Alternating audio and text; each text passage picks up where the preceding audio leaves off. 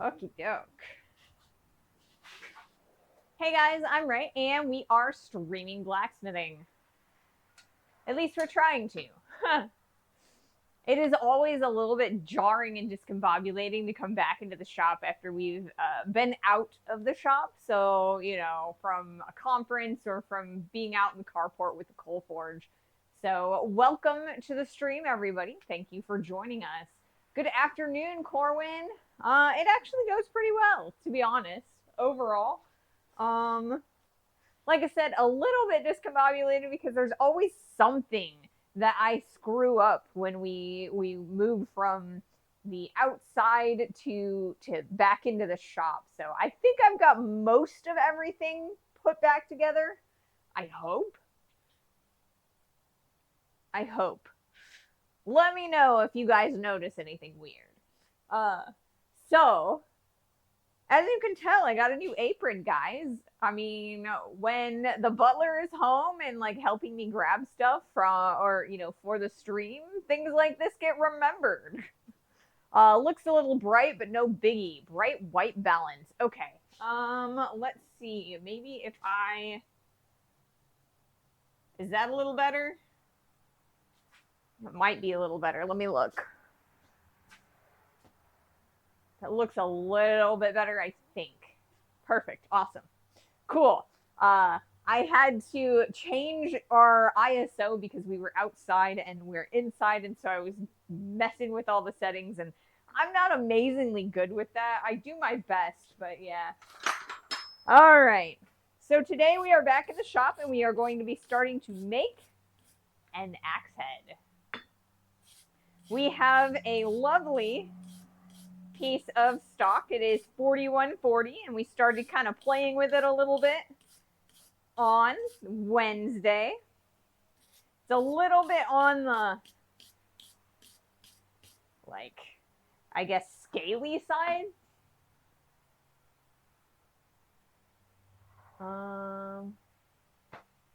Yeah, the exposure was a little bit bright. You guys are right. Hey, Sandwich! Could not join on Friday. Did the forge weld work out? We actually got 2 successful forge welds. I was actually pretty excited about that. Let me see if I cannot crack my foot open with that thing. That's not the one. Is it this one? Yes. This one and one other were successful forge welds.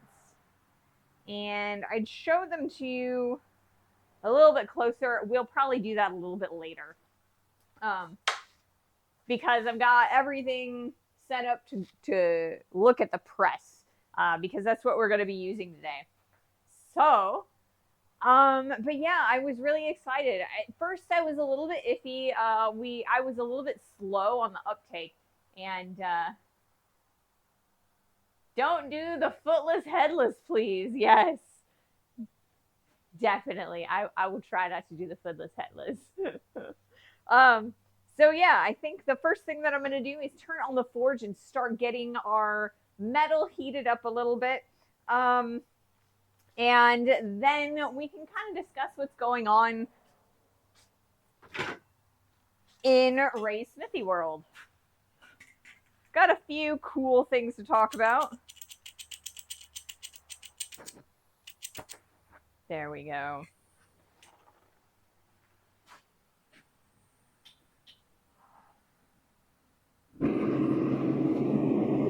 So we will be...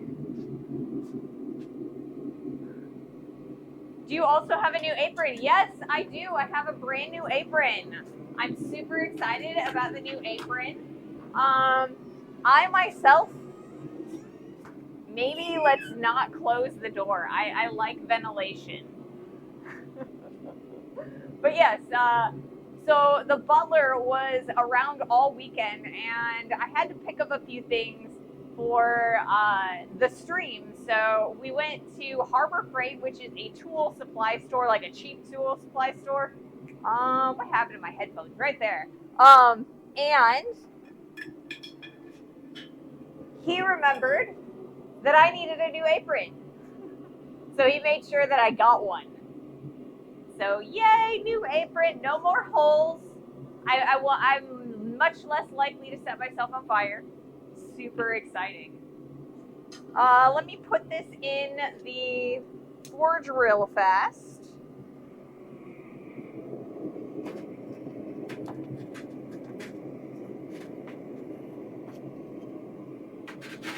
Close that up just a little bit. So we will be, yes, good butler. So we will be changing the propane tank at some point today. I think we're running a little bit low, but I have a brand new propane tank. I had an anonymous donor, someone who donated a portion of money that they wanted to help support the stream, but they did not want me to announce that they had donated or who they were. So today's propane tank, or this week's propane tank, is brought to us by a amazing anonymous donor. So thank you so much, anonymous, for supporting the stream. So we've got anonymous sponsor down here. So man. Welcome to the stream, Unauthorized Nate. Yes, thank you, anonymous. So, let's see, what has been going on? A lot has been going on. Hello, welcome. So lately, a lot has been going on. Like I just said that. And I guess I have an ad going right now. So once that ad is done, I will, start talking about some of the stuff that's been going on recently in the stream in the world of Race Smithy.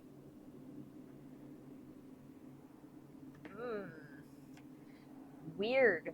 The lid is acting weird. All right, cool. The stream is back. All right, so after our stream on Friday, I took a little bit of time to rest and, get over, or not get over, but rest a little bit and refresh. And then I spent some time grinding on our axe drift, and I think it looks really, really nice. There's a couple little divots in places, but I didn't want to go grind in too deeply, so I think they'll be all right. But yeah, we have a lovely new axe drift. I think it looks, I think it'll work very beautifully. I'm gonna cut into about yay for where the axe is going to be, and then it should give me plenty of space to hang on to this guy while we're working on the axe, the cheeks of the axe. And so yeah, I'm super excited about that. You mean there's a lot going on? Like a lot going on? A lot. Maybe. That's not a lot. There's definitely not a lot of gas going on right now. Let me change that real fast. So I don't know. Maybe I'm going with there's a lot going on, or not a lot going on, as far as like just like Taylor Swift. When she says there's a lot going on, or not a lot going on, there actually is a lot going on. Give me just 1 second. I left it over there. So I got a new bench grinder disc wheel, and so that's why my wrenches are all over the place. I had to replace that, but it makes it a lot easier to move things around, and grind things, finish things and stuff. So let's see, what all did we do this week? Or this weekend, I guess. We made some more plans for the van, for another step in the process. So I'm super excited about that. Let's move that over there. And this one out here. Like I said, I finished our axe head drift, which I wasn't sure we were going to be able to do that or not. But we were able to. I'm super excited about that. We also did a grill out using our brand new grill tools. So that was super exciting. I've got lots of footage to show you guys from that. Let's see, what else did we do? We got a first aid kit.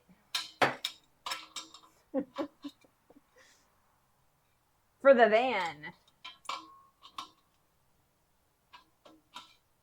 So that's always good too. I hope you guys can hear me. Sometimes we have a little bit of like static when I'm turning on, or when I'm putting the gas back together. Hopefully we're okay. The grill was out. How did you cook stuff? Oh, audio is good. Awesome. Yeah, so we grilled out. We got some steaks and cooked them with our grill tools. And I was super excited about that. I like a good steak, you know? So we got some footage of that for our overview on our grill tools. And there we go. That's a much happier forge. Much happier forge. Okay. So yeah, we've got some footage of us using the grill set that we made together. And so that'll be included in the videos for the grill set. I think I'm planning on doing a video each piece of the grill set. So one for the fork, one for the spatula, and one for the tongs. And I finished the last few shots of what is my cut of choice. See, my cut of choice and what we normally buy are completely different. I think we just bought like a regular, like a little round 8-ounce thing like this big. Because here in this area, like meat is outrageous. So my favorite cut is like filet mignon. I love bacon wrapped filet mignons. They're like my favorite. Now the forge is on. Yes, it does. It's still a little bit cooler because you know I just started it, but yeah, it should be forging on. So I also really like T-bones. Those are pretty good, but not quite as juicy, or at least in my experience, they're not quite as juicy as the filet mignon. So I like my steak about medium, and I feel like the ones that we did for the video, while they're very juicy and they were really good, they were a little dark. So I think it's because we spent so much time filming the steaks that they ended up cooking a little bit too long. So next time I have steak, I won't film it because then I'll, you know, otherwise I'll burn my steaks. So I also shot some footage for a video that I have had in the works for a week or so about finishing projects. So ribeyes are my favorite, although I've only had a fillet once. Ribeyes are also very good. I really like ribeyes. So like I said, I have been in the works with a video about finishes. So when I finish a project and I, you know, clean it all up, I usually cover my projects in like different finishes depending on what I'm trying to do, but to preserve them and so that they don't rust. And so I went over 4 of the ones that I commonly use. So we're gonna get that video finished and out on YouTube next week. So this week will be an interview with Caitlin Morris that we talked to at the Quad State Conference, and then next week's video will be on finishes. So spray paint, which is, you know, it's a really easy one, but sometimes spray paint is the best finish. Paste wax, which is another favorite of mine, that's a much more natural finish. but it does take a little bit more maintenance. I did a little section on brassing, and hey, Yankee, welcome to the stream. Uh, and then the last one is I did on seasoning. So I seasoned our spatula for our grill. Welcome, welcome. Thank you so much for the follow. The Direct 00R, the Director. Thank you so much for the follow. Welcome to the stream. Welcome to the community. Hopefully our steel will heat up pretty quickly. Oh, I've got some gas in the middle of the area. Let me make sure that I don't trip over it. So hopefully it'll heat up pretty quickly. So yeah, I've got a few things working. We've got some shorts this week, and I gotta make some more shorts. I'm excited to make some shorts on the forge welding stream that we did on Friday. I'm super excited about that. I had so much fun doing the full stream of just attempting to forge weld the pieces together. Like I said earlier, we made 2 completed forge welds, which I'm pretty satisfied with. I wanted to get at least something done, but that also means that we're going to have to do a few more streams where we're practicing forge welding, and I really liked that format where it's just like an entire stream of just practicing one technique. So you see too. Oh, pants, scissors equals shorts.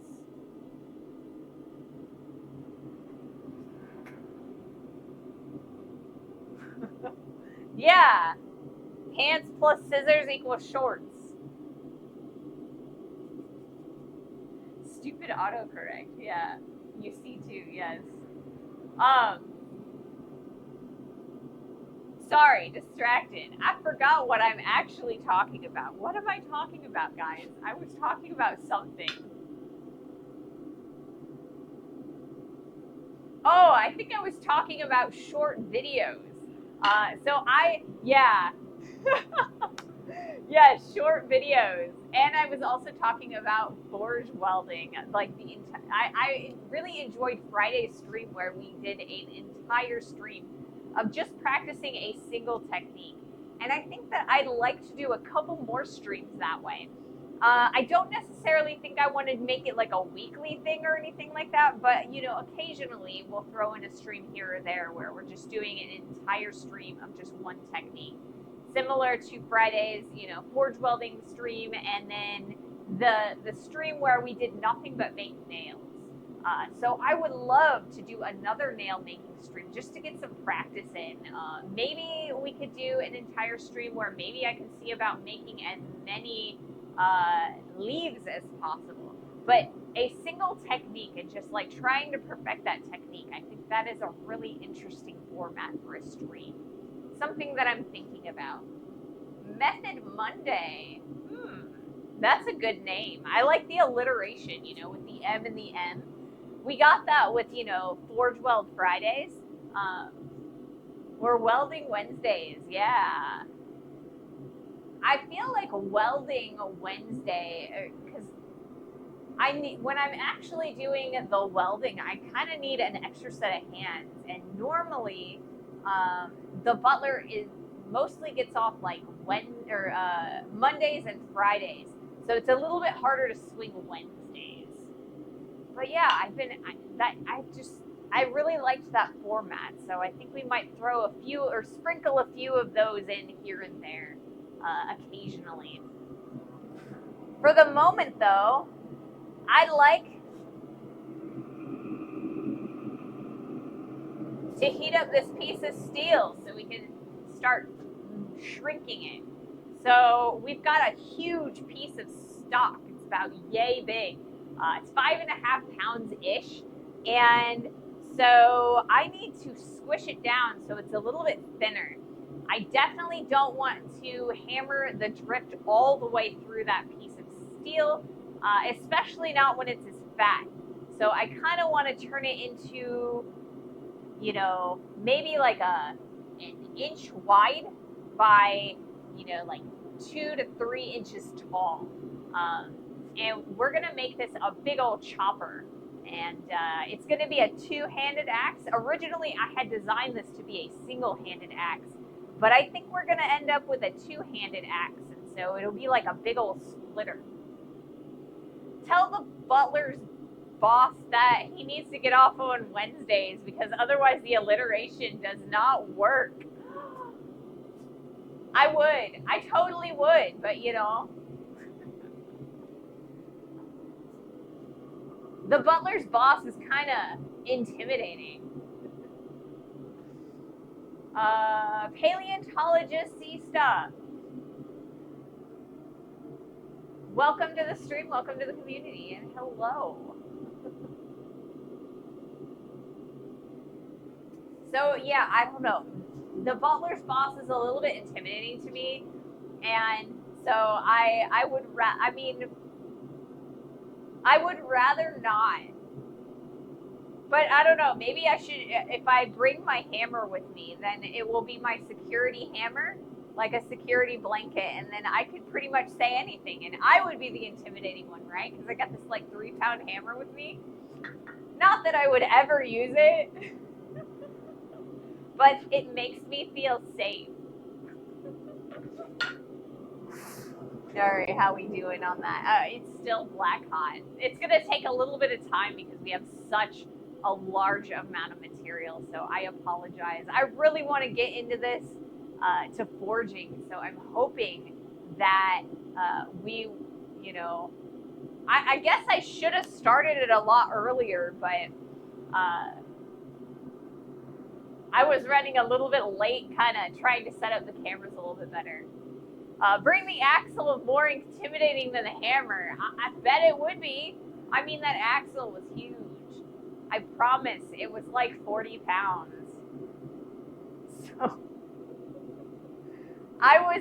so the day after, or I guess it would have been Thursday, the day after I cut that axle. Oh my goodness. I regretted cutting that axle. I could not.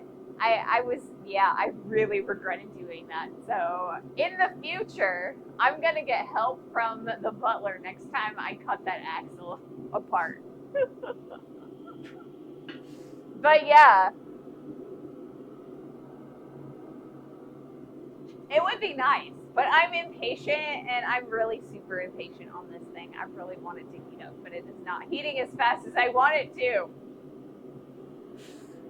So let's see what else is going on.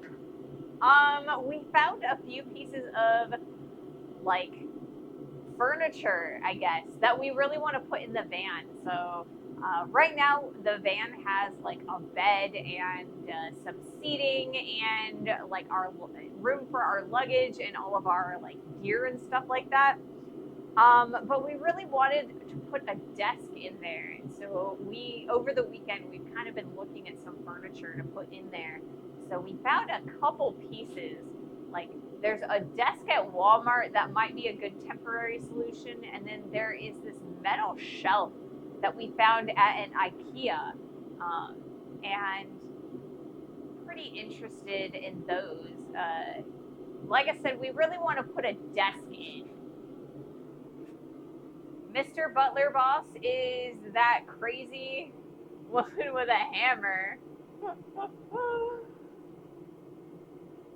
At the reception, security is trying to get her out, but she insists on talking to you. Something about alliteration. Yes. Maybe that's what it would happen. I mean, I don't know. I could do it over the phone. I could hold my hammer and do it over the phone, and then I could feel secure, but he wouldn't think that I'm crazy, right?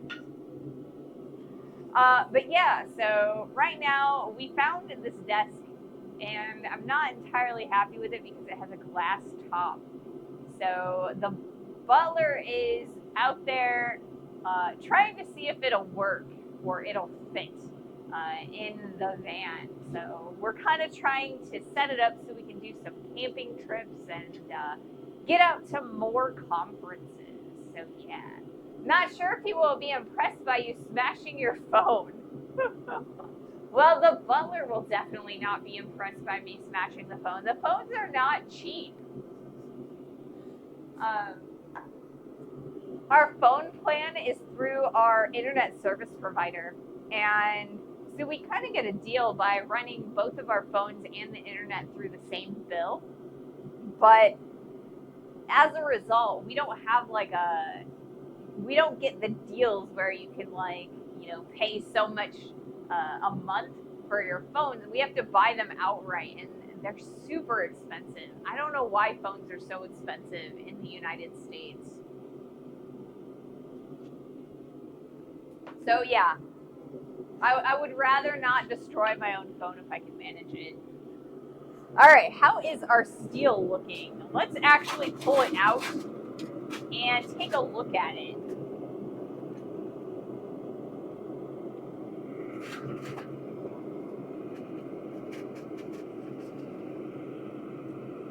Oh, it's starting to glow.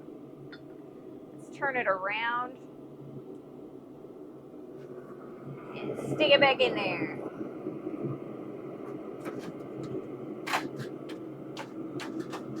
It's gonna be a while, it looks like. I should have started the forge a little bit sooner. I think it's probably gonna take a good 20 minutes at least total to get that thing hot. So I apologize. Well, it's already been almost 20 minutes, so I don't know. I guess I just have to be patient. Ray, this is becoming a cost factor. Would you please put the hammer away when you call someone next time? Yes, right?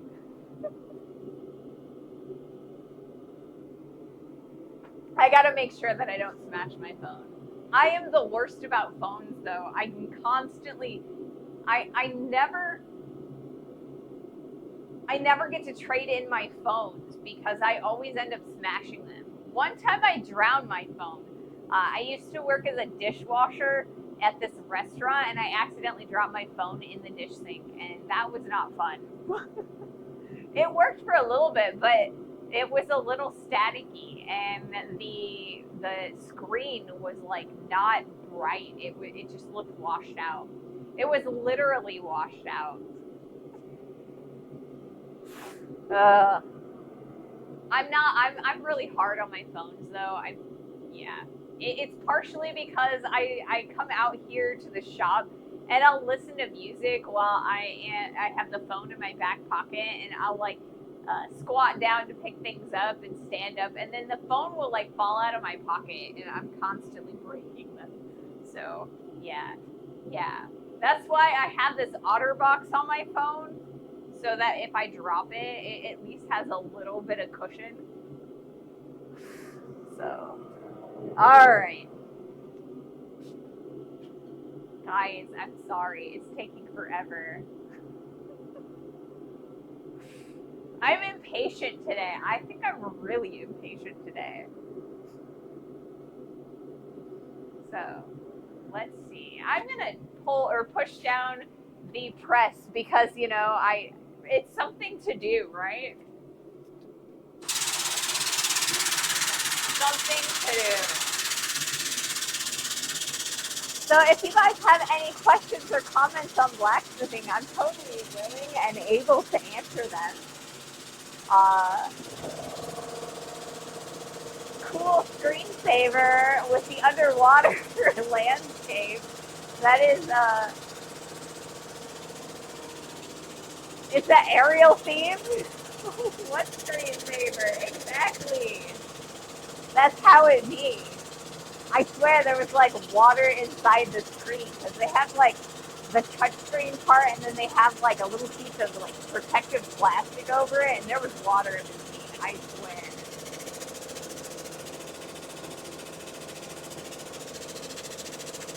But that was many, many years ago. Dr. Optimal, hello. It says, what's cooking today? Today we are making an axe head. But it's a really big piece of stock. So it's a 5.5 pound axe ahead and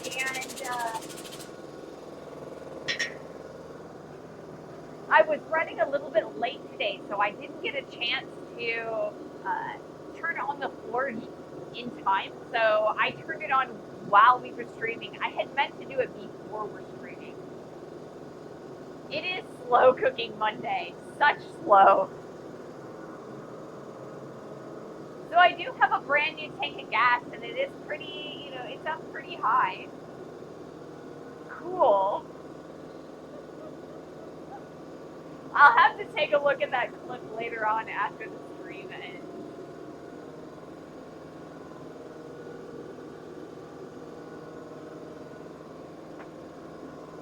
Thank you for the engagement and the clips. I'll see if there's a, if it's a good clip, I might, steal it and toss it up on YouTube. I don't know. I'm always looking for new shorts and things to post up on YouTube. I also have a TikTok. It's under Ray Smithy or at Ray Smithy on TikTok and then also on YouTube.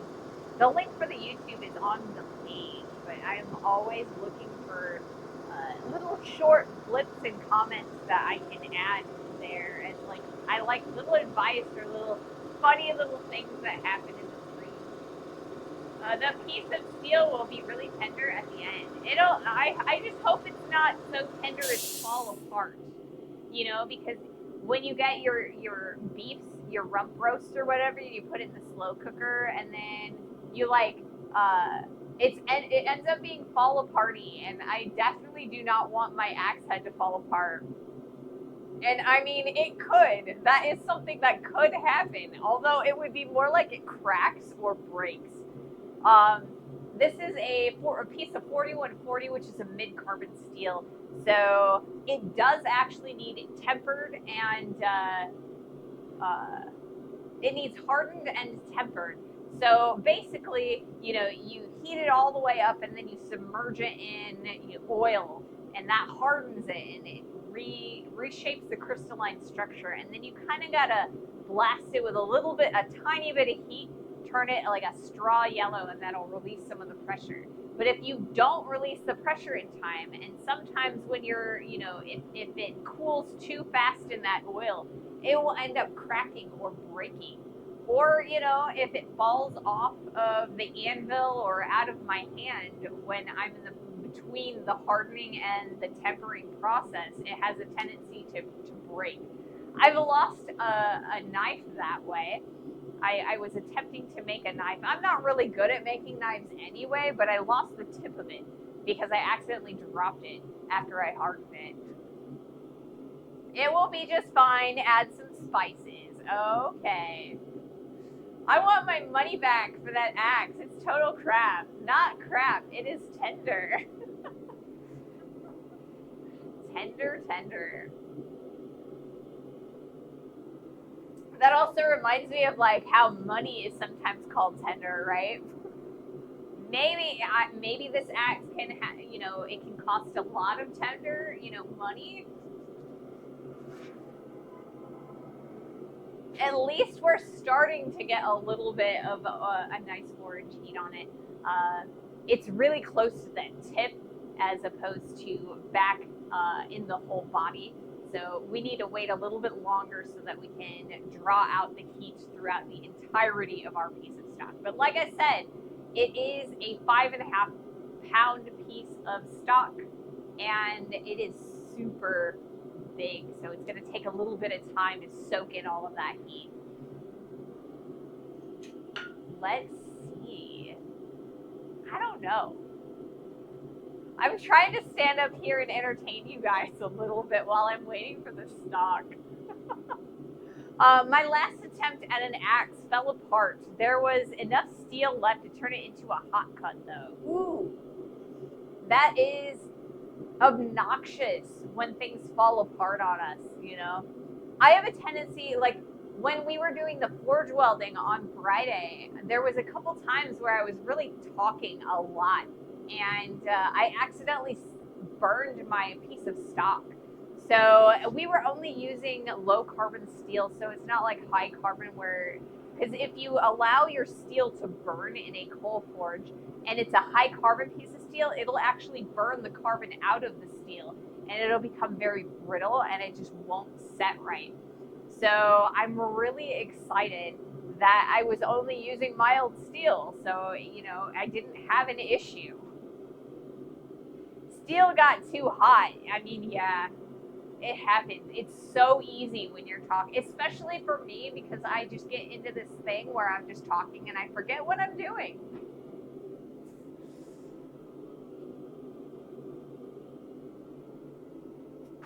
So yeah, today is super cool out. It's like in the 60s Fahrenheit. So it is really, really cool. I love it when it's this cool out. Then I don't even have to have my fan on. You know, I've got the garage door and the regular door open. We've got some nice cross ventilation. Sup, nooblets? Hope you're all doing well. Dear noobs, welcome to the stream. Hello. I think we're in the middle of an ad though, so hopefully you can see me say hello. Hi. I used to actually have a guild in World of Warcraft that was called Noobs. And then we were kind of, we actually taught people how to play the game and how to raid and things like that. And then we would encourage them to find better teams and, you know, follow their dreams. Ray Entertainment, yes. So, yeah, that's kind of what the word noob reminds me of. Sounds like an awesome guild. Yeah, I mean, there was a time when every raider on our server came from my guild. Not trying to brag or anything. It just happened to work out that way. But it was a lot of fun. So I don't find the word noobs to be insulting at all. It's more like you're new at something. So eventually you'll become old hat at it, you know, a vet. You go from being a noob to a vet, right? All right, how much heat do we have now? I really want to show you guys how pretty this hot metal can be. Pretty hot metal. It's hot. It's pretty hot. It's also pretty while it's hot. It's a little on the cooler side, but I think it'll be usable or workable here shortly.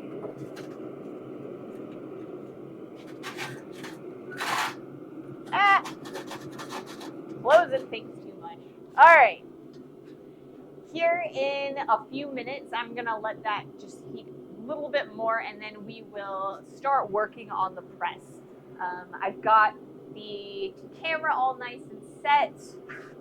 That camera's all nice and set. I think we're good to go. I just have to start the record function. Let's make sure that I formatted the card though. That way I don't like screw myself over by running out of room before I'm ready. Okay. I hope you guys are ready for some fun forging. Let's do this.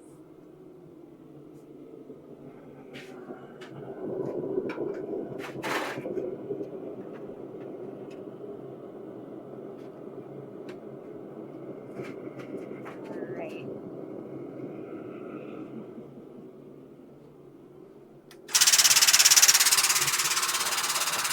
It's a little on the cold side right now.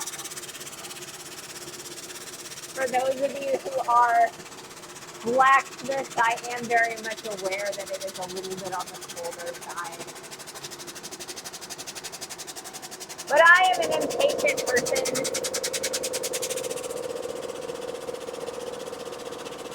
And it'll start working.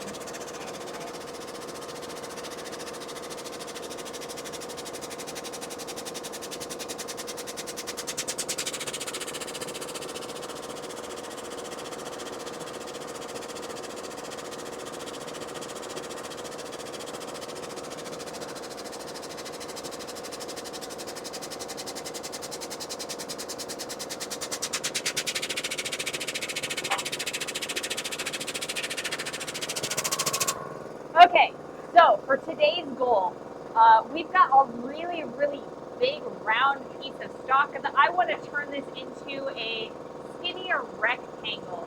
I'm happy with how wide it is in one direction, but I want to thin it out on the opposite direction. So this is actually going to end up drawing it out very long. We're also going to kind of give ourselves a little bit of a wedge shape, so it's going to expand out a little bit eventually. That's going to be where the blade of the axe is.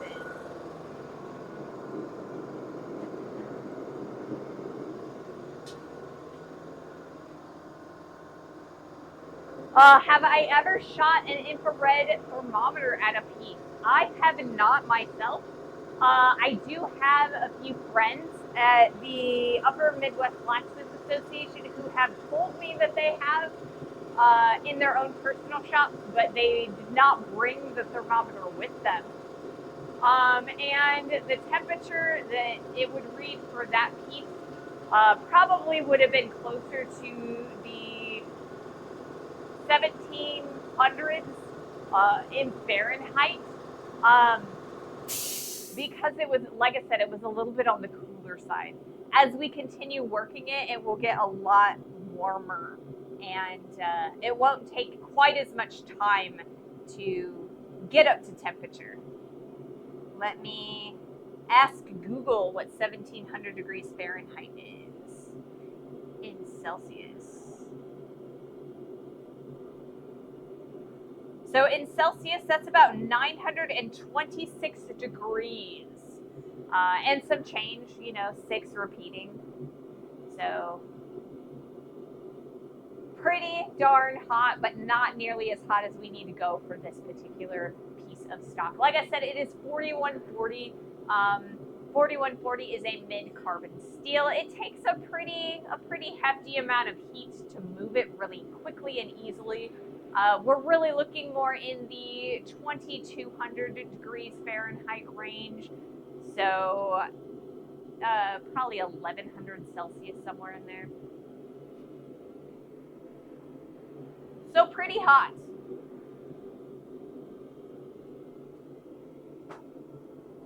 But yes. So today, I'm pretty excited that we have our 4140 block of steel, because on Wednesday, we started with this piece right here. And originally I thought this was 4140 because I bought this piece at the same time that I bought this piece. And they were both on a shelf labeled 4140. And when I worked this, it turned out it was 4140. But this guy right here is a piece of A2. A2 is an air hardening tool steel. It's an incredibly hard tool steel. This is oftentimes used for like jackhammer bits and like very, very abused tools. So it did not move the way I wanted it to. So we had to put this one away, and we cut ourselves a new piece of 4140. So now I need to turn that round piece into more of a square piece. Or I guess rectangular piece. We're going to give it corners because it's easier to pick up and hold things when they are square or rectangular than when they are round.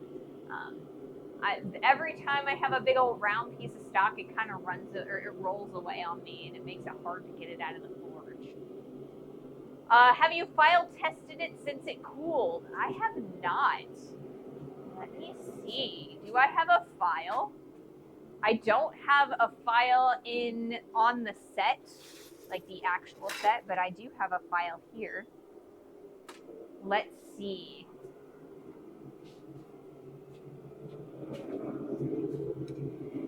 This is a lovely double threaded file. It's relatively old. Ooh. It is not a happy file. It's moving. The steel is moving a little bit, but not a lot. Not a lot at all. So yes, it's pretty hard. Isn't it fun to think about what human rested their urge for self-preservation and thought, I'm going to heat this piece of metal and smack it and see what happens, right?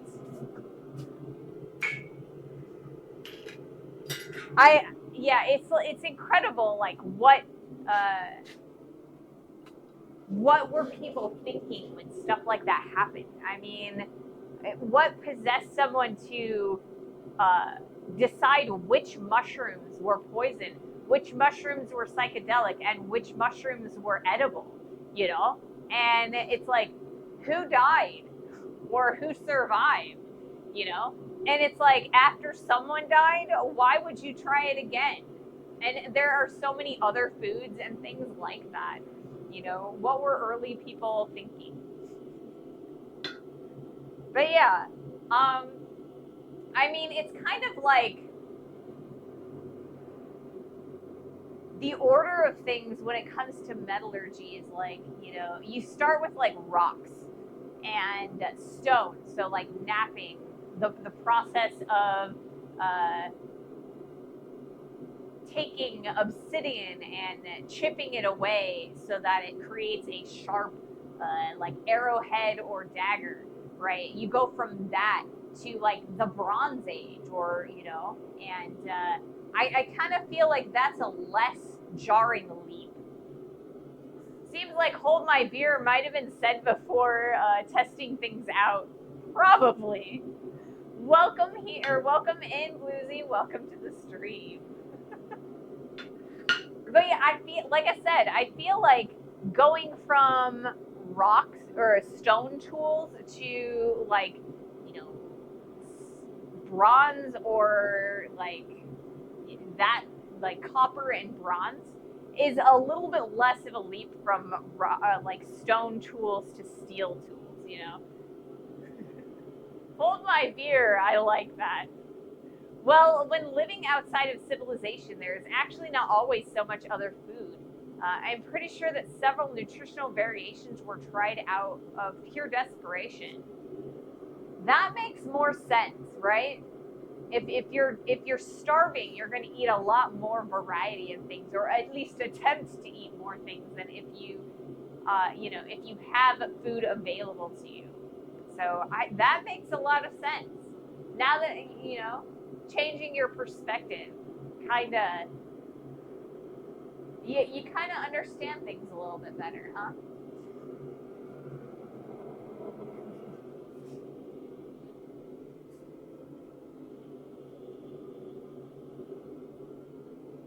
So I've got this thing of water here. It's kind of my smaller one, but I accidentally left my bigger one, the one I normally drink, out here, so it's not clean.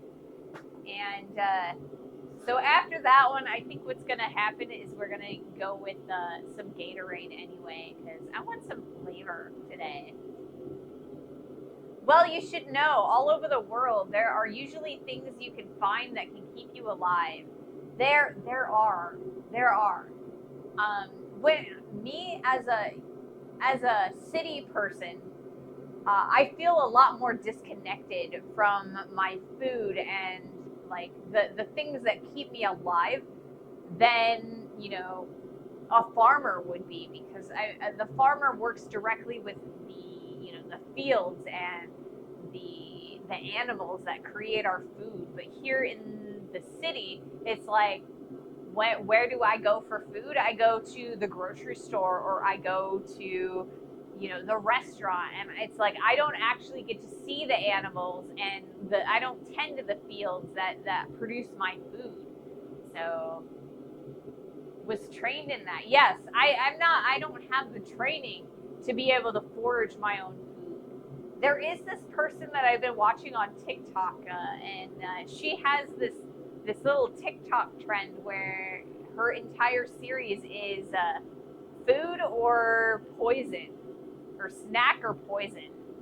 And so she takes two like foraged objects, like nuts, like a specific type of nut and then a different type of nut, and you're supposed to kind of guess which nut is edible and which nut is poisonous or give you a bad time. And she starts telling you facts and different characteristics of each of the items, and then at the end she'll tell you which one is food and which one is poison, and then she also teaches you a little bit of what you can do with that food. So I've been watching that. It's really entertaining. Go do 4 years in the army and you'll learn. You will. You will. All right, I'm gonna do another relatively cold heat. Hopefully we'll get these a little bit hotter soon, so we can get a little bit more movement in each heat. But this is gonna be a little, like I said, a little bit on the cooler side again.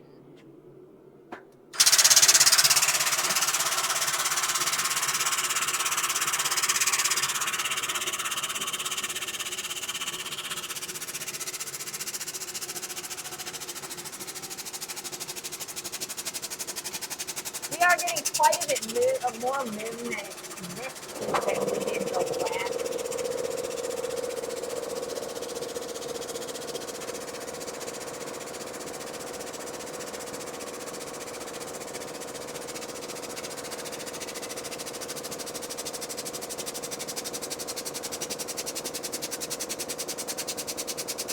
I've been really impatient with my baby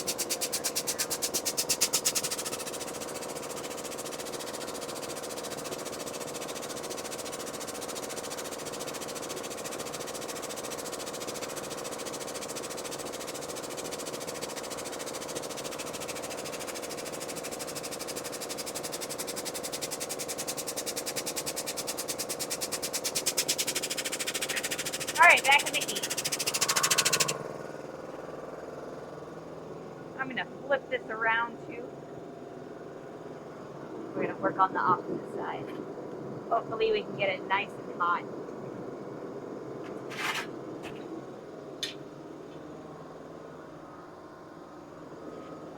It's just a suggestion, you know.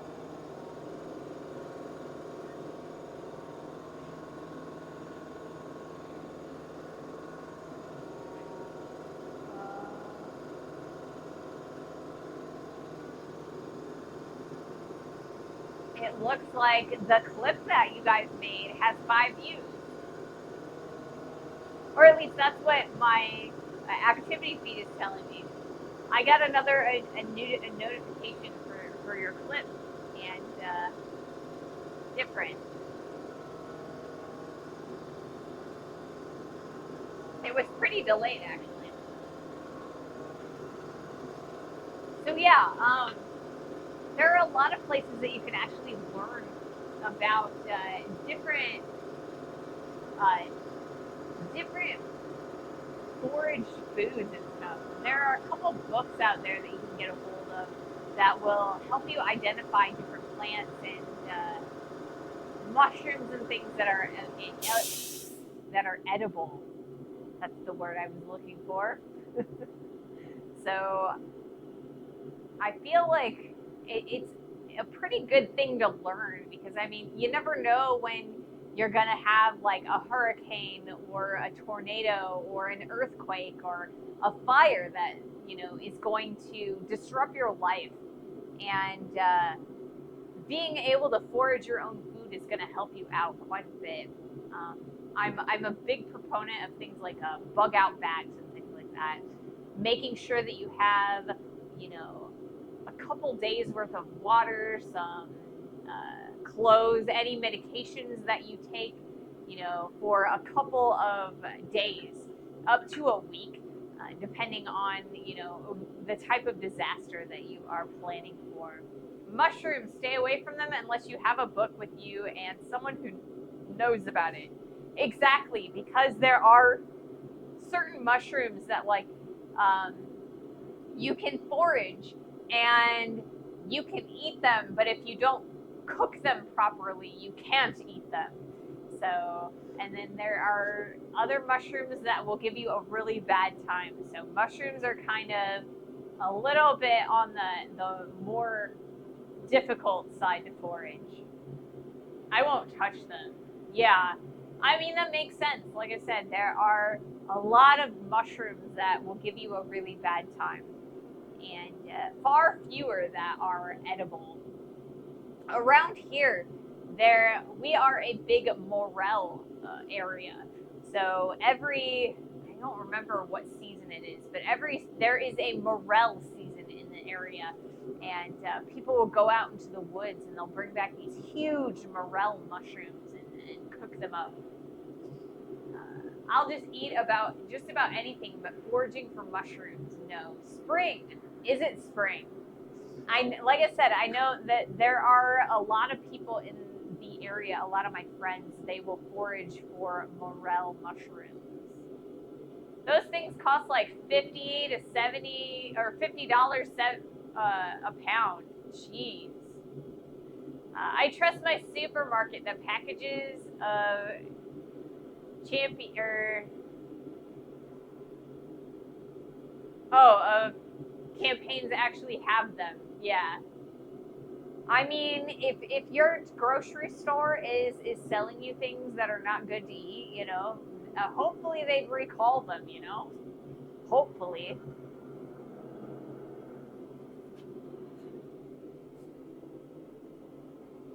But yeah, morels can be very, very expensive. Fungus is not food. See, I'm not a big mushroom fan myself. Like I said, I know a lot of people who they go gaga for morels. And then my family was really big into like the food mushrooms, like the ones that you get on pizza and things like that. They really love mushrooms, but I was never a big fan of them. The texture, there's something about the texture I just can't get on board with. Especially the canned mushrooms that you put. Corwin likes portobello. I have a friend who gets giant portobellos and makes portobello like burgers. So instead of having like hamburger on it, it's just the portobello mushroom and all of the rest of the burger fixings. Man, you guys are just like hungry all the time. I feel like a lot of times we talk about food together. You do not seem to recognize the term. How are they called in English? For champion, Deepel gives me chimongnon or just mushroom. I mean, we usually do mushroom, but I don't know what type of mushroom that mushroom pizza is, or like the mushrooms you put on pizza and in salads. Like they just call them mushrooms. They don't call them by their actual name. So I don't actually know. You can put pineapple on pizza, but not mushrooms. You know pineapple on pizza. See, I'm not a pineapple person in general. Like I just don't like pineapples themselves. The stringy flesh, I don't know. It's like I said, it's a texture thing. I have a lot of problems with texturing on my food. I will not eat something that will eat me at the same time. So no pineapple. That's what I always tell people. That the reason I don't like pineapples is because they eat me back. But it's a texture thing. Yeah. White mushrooms or button mushrooms, I think. Interesting. Yeah, like I said, I grew up and it was just like the cans were labeled mushroom. And that's all it was. My mom would be like, hey, Ray, go grab me a can of mushrooms and put it in the basket when I was a kid and grocery shopping. And that's what I called them, just mushrooms. I'm picky about texture too. I don't know what it is. It's just I'm really picky about texturing of my food. I don't want it to be rubbery. I don't want it to be slimy. I don't know. It's just weird. All right, let's do another heat.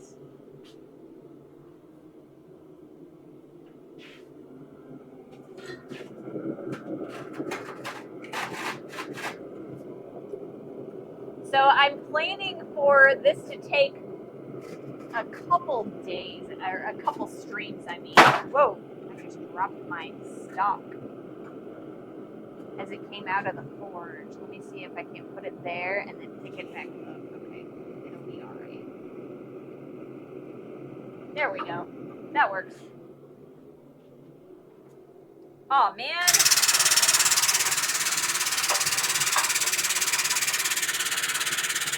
You know what? I'm gonna put this back in the forge.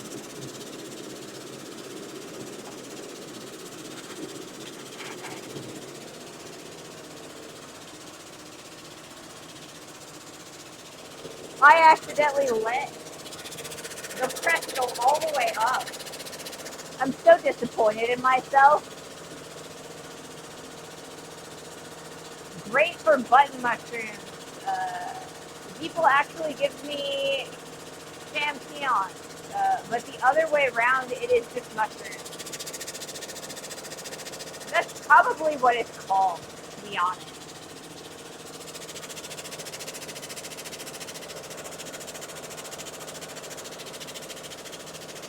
Yeah, I accidentally let my press go all the way up, and so by the time that the piece gets, or like the press gets down onto the piece is going to be too cold.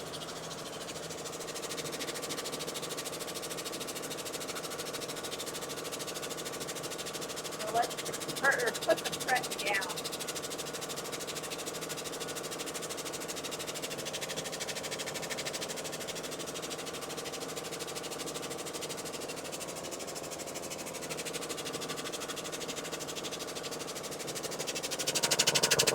There we go. That's better.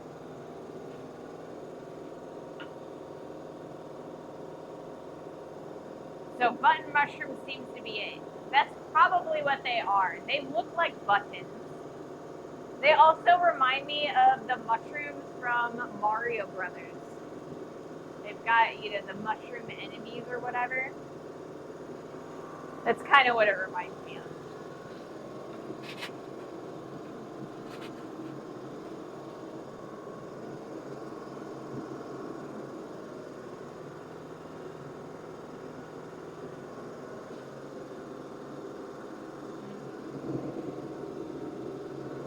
I don't know. It's being dumb. So we have an ad going in about, or there will be an ad going in about 2.5 minutes. So hopefully it's not. Hopefully it's not too bad as far as getting the piece back to temperature. I think I'm gonna wait until the ad is over and then we'll do our first, or I guess not our first heat, our next heat. That should give it plenty of time.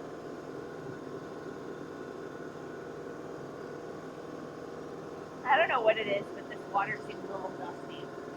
I know that sounds so weird saying that it sounds dusty, or I mean it tastes dusty, but I don't know, there might have been some like dust in the bottom of this.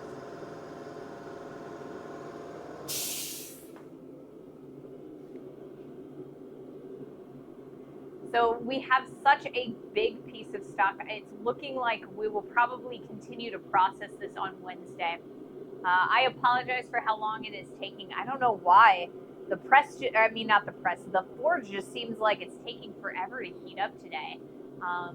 I turned it up really high, and I don't know. I'm not entirely sure. Maybe if I move this.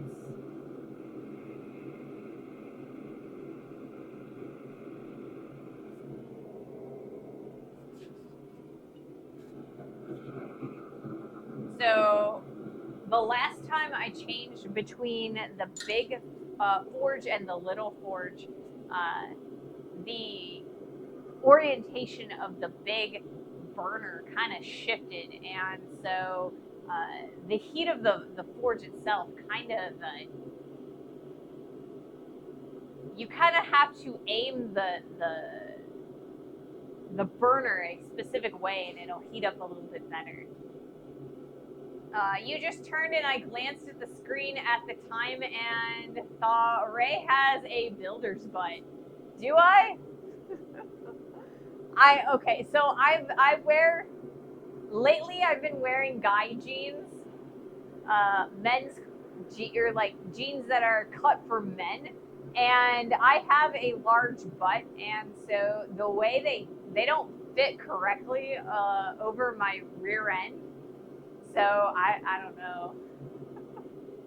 But I love the pockets. You know, I can fit my entire phone in my pocket and stuff. No, it's just the end of it's the end of my ropes. Okay, from my apron. Okay. See, I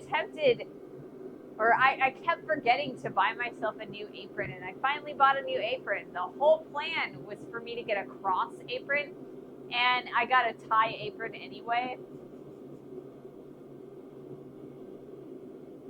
I don't know. At least I got a new apron. It's all thanks to the butler, because if the butler did not remind me, I would have forgotten to get one again. Why do you think I wear coveralls? Because they have better pockets. And they're probably constructed better. I find that guy pants and guy clothes last a lot longer than the clothes that are designed for women.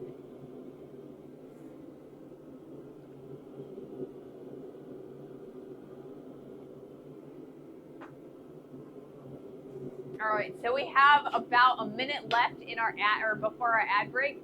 So after that, we will do another heat. Hopefully, we'll be able to start moving this metal a lot faster here shortly. But yeah, I'm thinking that we're going to be processing material for the rest of this stream, and then again on Wednesday. And hopefully we'll be able to start drifting out the axe on Friday. I don't have a plumber's crack, I promise. It's called builder's butt or plumber's crack. I promise. I promise. I have this much between the bottom of my shirt and the top of my pants. My shirt is over top of my pants. I have a belt. It's a brown belt. See? Belt. Shirt.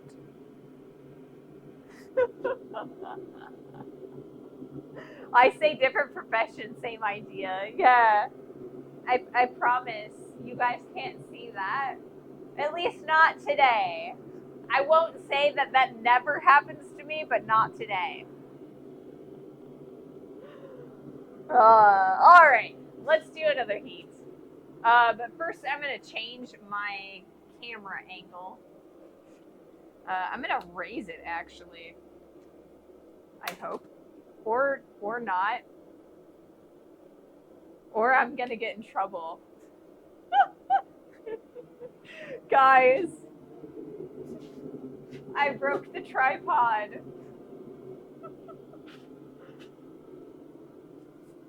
I was blushing actually. Yeah, I broke my tripod, guys. I hope I don't get in too big of trouble, but I don't know.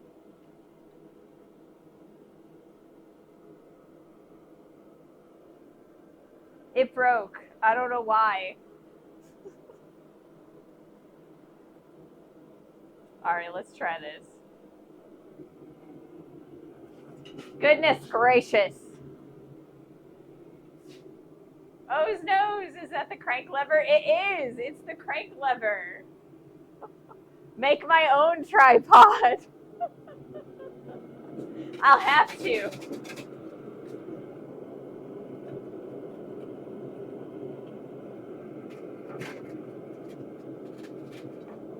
Oh, come on.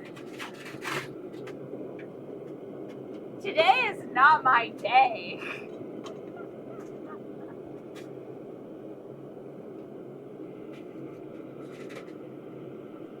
All right.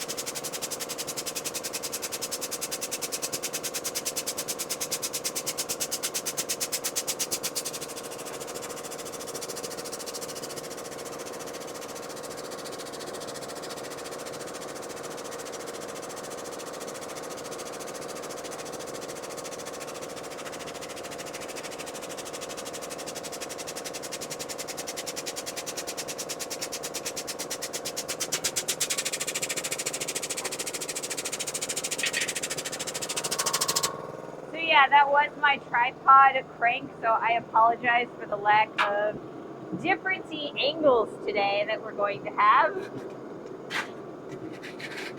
Although you guys, I think you guys are pretty okay with what I've got. But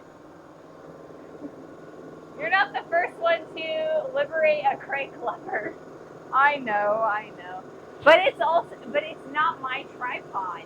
So I kind of wish that I had not broken it. So I have to, I have to tell the butler that I did it. So now, it's not the butler that did it. It's me. I did it.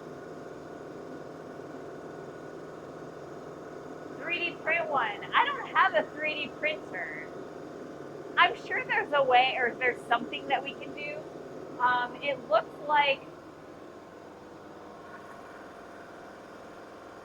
there's like a little rivet or like a hinge that I should be able to drill out.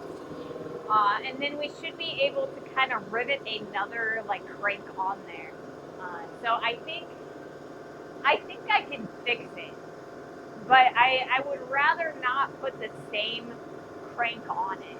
So I'll have to see, if the butler has any opinions on how we want to go about doing it. You can forge a tripod. You might need a forklift to move it, but it will be very stable. Oh, that would be so ridiculously hard. Heavy, very heavy. But it's like the tripod that I have the close-up camera on, it's a still tripod. So it's got like a big, it raises and lowers, and that's the crank that I broke off. And then it also has telescoping legs. So I feel like if I were to make a tripod, getting the telescoping legs correctly would be really hard. I feel like it'd be easier to machine a new tripod. I don't know. Maybe if I forged one, instead of having telescoping legs, they just have static legs, and maybe I could put wheels on it. I have one like that here, I think. Yeah, it's a relatively cheapo tripod. So I don't know. We might just buy a new one just because it's kind of old and it's cheap, or it was cheap. There's a piece of hair. There we go. So I don't know. We'll figure it out. I'll figure it out. But the one with the crank seems to be rather the cheaper one. Yes. And then I also have like a bigger, older one that is designed specifically for filming. So because it has like the tilt and pan on it, and it doesn't have like a crank or anything like that. It does have telescoping, but that's the one that we have this tripod. So that one's the cheaper one, but it allows me to get some more interesting angles. So I don't know. The butler went to go and do a hike while we're streaming today. So when he gets home, after the stream, I'll ask him and I'll show him what happened, and we'll figure out what we want to do with it. I'm really hard on my tools though, so I feel like it was something like that was bound to happen at some point. All right. It looks like the forge is starting to finally heat up in the center. So, it's only taken us about an hour and 15 minutes.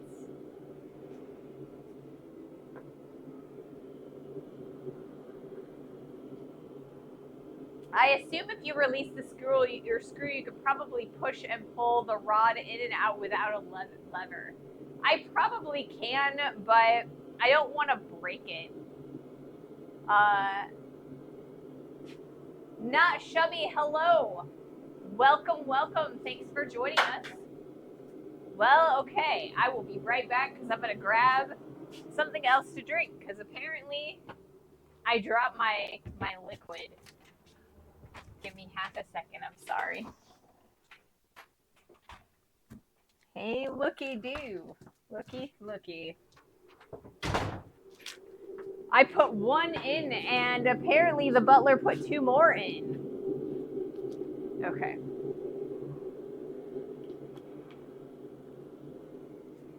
All right. Let's try this again. It's a bit late for not breaking it. How to break it to your badums. Yes. How to break it to the butler. Because I've already broke it. I gotta be extra nice, I think.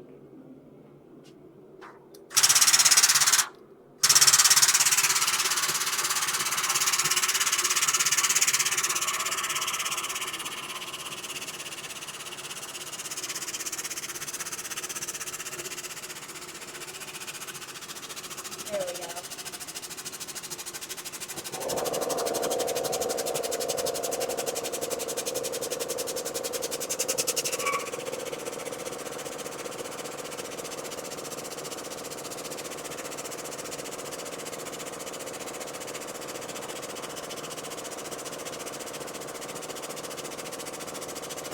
So I think for our next heat, I think I'm actually going to do it at the anvil. Because there's a lot of like really deep ridges on this, and I want to kind of make sure that it's nice and flat. So I think I'm going to flatten it by using the hammer at the anvil.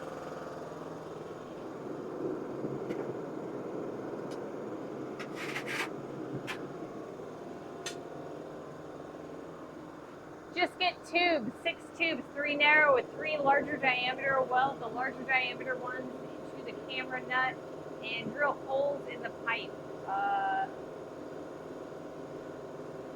Yeah, that sounds like a good plan.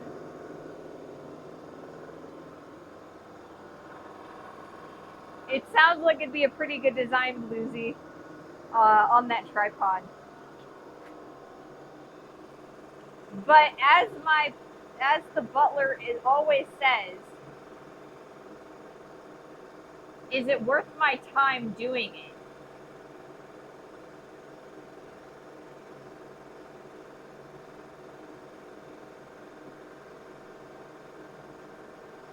And sometimes it totally is. Like making my own tool, sometimes it totally is worth it because, you know, it's the experience, it's the drama that we can make out of it, or in the video. But sometimes it's just not worth doing when you can just spend a little bit of money and get the same thing.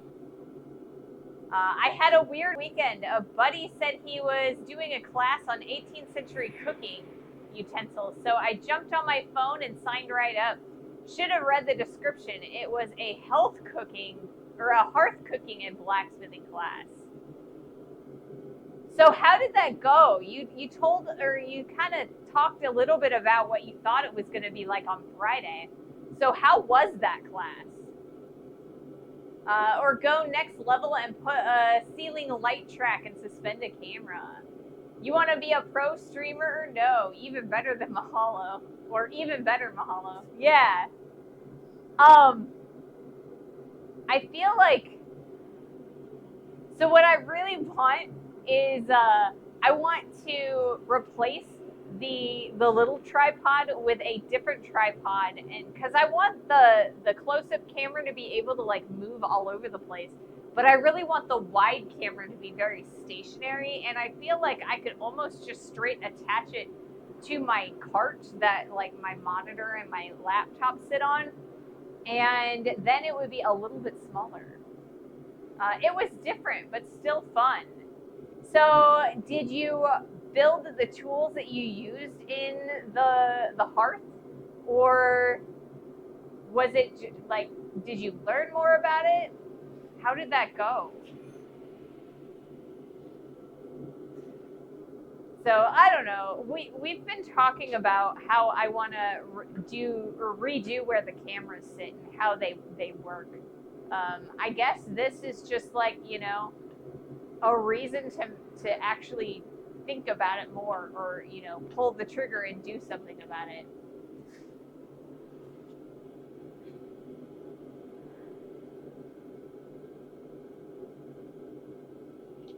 Butler, do you have a second tripod for my workshop? But I gave you two. Well, about that, hands a bag of pieces.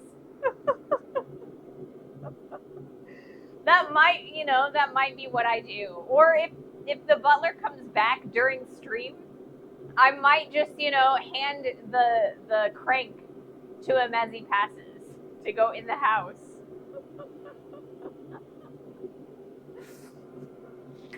All right. So like I said, we are going to be doing a little bit of hammering here on the face of the anvil. That also means that we're going to get a lot of bounce. Hopefully I don't drop it, but I likely will drop the piece. I'm trying to keep it nice and hot, but my piece is a little cooler than I want it to be. Did I hit record? I did hit record. That's good. You can mount a microphone or monitor arm to the ceiling, and then you can grab the camera and move it anywhere. That would be ideal, to be honest. But I don't know if we could put it in this shop. We've talked about it for the next shop. The girls had never smithereens before, so they made S hooks and did 3 tasting spoons and a spatula. Ooh. Tasting spoons and a spatulas. I love doing those. We made a spatula a couple weeks ago, and I got to use it last weekend. Super exciting. Or you did the three spoons and the spatula. They probably appreciated the spoons and spatulas. Quiz question. Can you guess where this piece comes from? If you do, you can keep it. Otherwise, it's mine, right? I keep it. Is that how the bet works? Hey, good thing you make stuff from metal. Metal can stand a drop usually. It can. It can.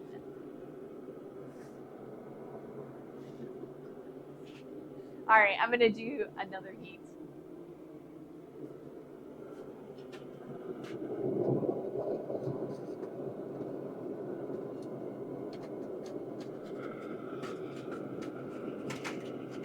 I'll have to tell the butler that you guys think that I should make our tripod, or our next tripod.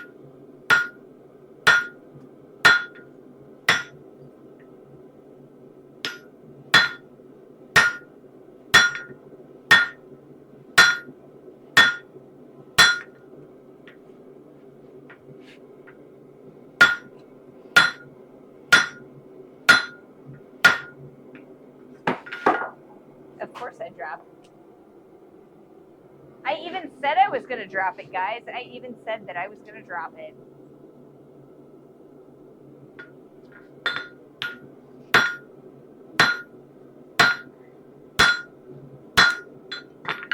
There it goes again. This guy is so big, though. So huge.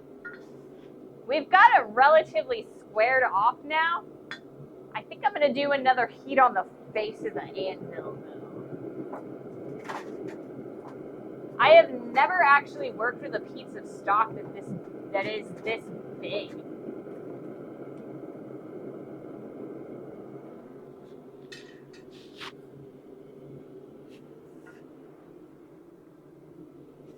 I gave them to the girls.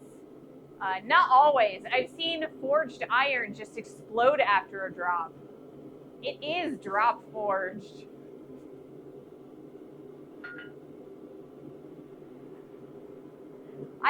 Like I said, I've also seen stuff like if I drop stuff, it has cracked on me in the past. Usually that's just because it hasn't been tempered after it was hardened. But I have also broken like just my metal pieces.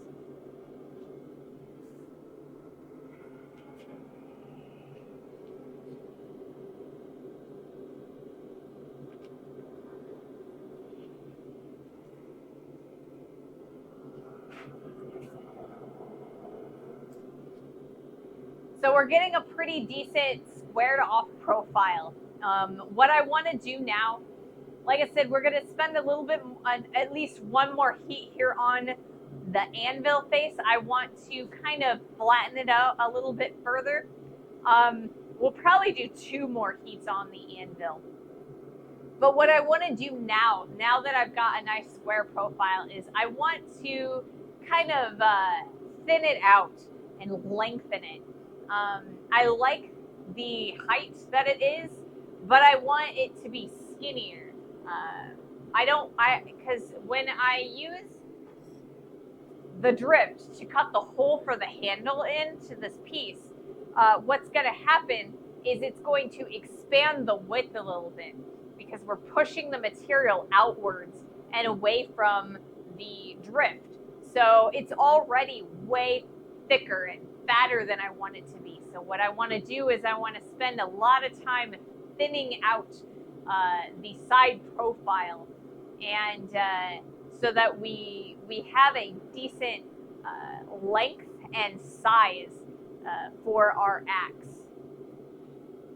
I don't think I just know it may be easier. You are in Canada. You have proper bolt heads, Robertson. Sturdier, not easier. I may have missed something. What did I miss?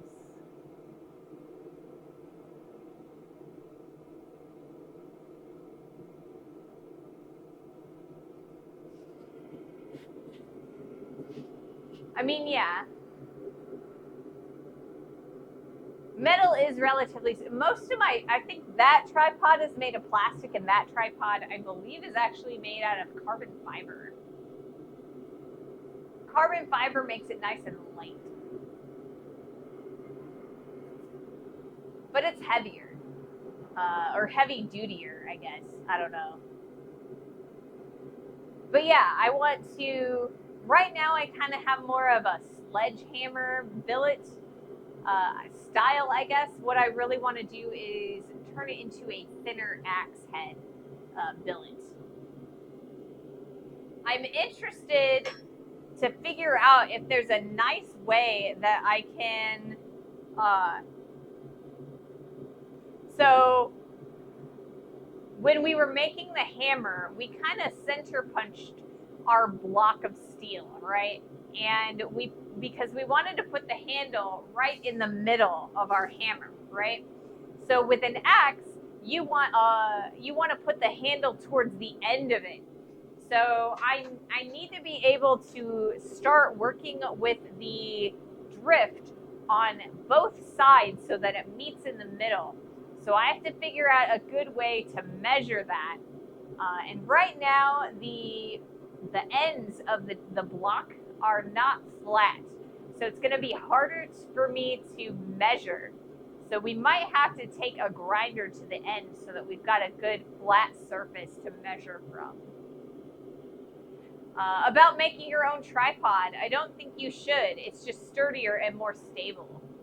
Oh yeah, it would be sturdier because it is made of metal. But it would take a lot of effort, and I think it would just be easier to purchase a new one. But I want to try and see if I can't fix the crank first before I really worry about that.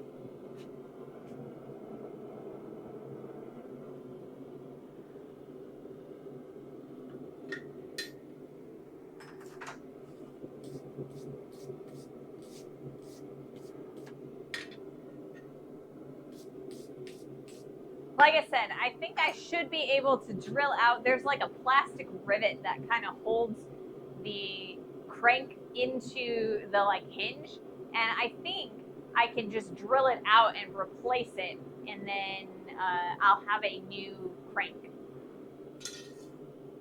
Kids these days, everything needs to be easy. Not everything. I mean, if everything had to be easy, then I would not be a blacksmith.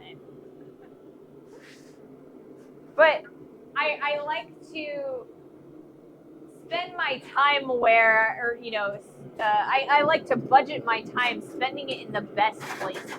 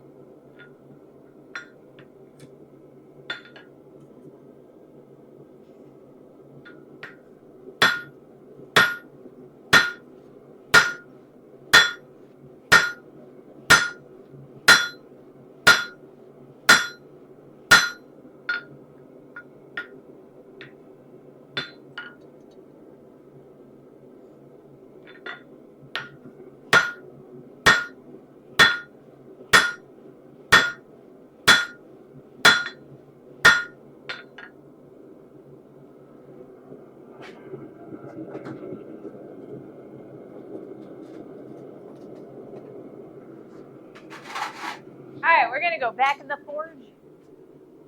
Excuses, excuses. Yeah, exactly. That's my excuse, and I'm sticking to it. All right, we're gonna go back to the press.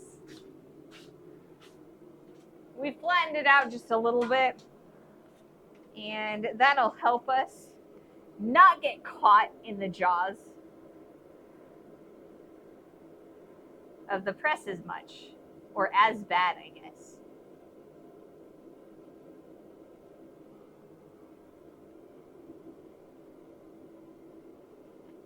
So yeah, it's kind of budgeting. You budget your money, you budget your time. It's like, how much money do I make, or have the potential to make by making something or fixing something versus time that I might be able to save by just buying it. And right now, I don't make a lot of money but with the stream or with YouTube. But in the future, Oh, I understand. Yeah.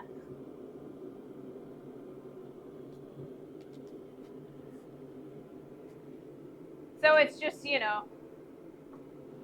what value do I place on fixing things versus making things versus buying things?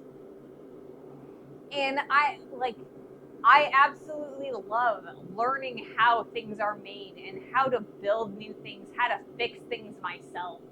And that's really part of the reason why I ended up in blacksmithing and falling in love with it as a discipline. I used to watch the show How It's Made on the Discovery Channel all the time as a kid. And I just had so much fun just watching all of the machines make the stuff. And then I was always interested in how people how people made things before manufacturing and machining. And so, blacksmithing is a part of that, as well as, hand sewing things and hand carpentry. And, there's just a lot of disciplines, It's very interesting to be able to use your hands to make things and to do things on your own. So last weekend, unfortunately, we missed it, but I had originally planned on going to Repair Days in Memphis, Tennessee. And I absolutely love Repair Days because people throughout the community, oh, hell yeah, blacksmithing. Now, this is the content I wanted. Hello. Welcome to the stream. I'm Ray, I'm a blacksmith, and we are currently making an axe. 3 Madalas. So yeah, I was planning on going to the metals museum for the repair days. People from across the area will bring metal objects for blacksmiths and jewelers and other metal workers to fix. And so we spent an entire weekend just fixing things instead of like throwing them out. And it fundraises for the museum, and I love the event. But unfortunately, we were unable to make it, partially because my cat, um, my cat had to have surgery, and it wasn't like a really expensive surgery, but it was just enough that it kind of disrupted the budget that we had for gas to get down there. So unfortunately, we just couldn't make it. Good day, hello. Once this ad is done, we've got about 30 seconds left. We'll do our next heat on the axe. So right now we have a giant block of steel. It's kind of square-ish. We're going to try and thin that out and make it into more of a rectangular, like a longer, skinnier rectangular shape. And we're going to turn that into an axe blade. It'll probably take us a little while to do it, though. A little while to do it. All right, everybody back. Let's do our next heat.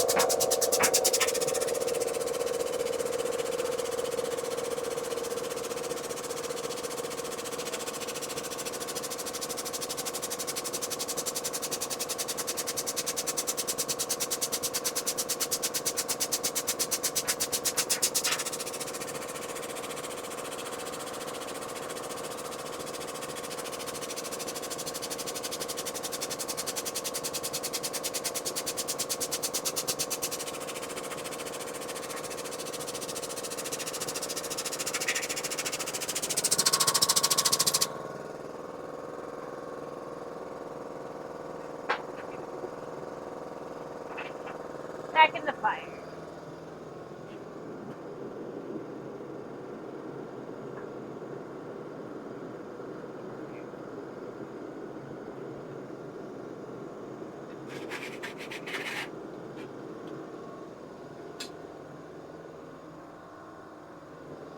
It's a little bit on the slow going side, but we're not getting quite as much heat as I'm looking to get. I have a smaller forge that would keep things a lot quicker, but unfortunately, the piece that we're working with is just too big, so it's going to be a little bit slow going at first. I really want to get this nice and at least half thin or thickness. Hopefully, we can finish or get a good amount there by the end of this stream.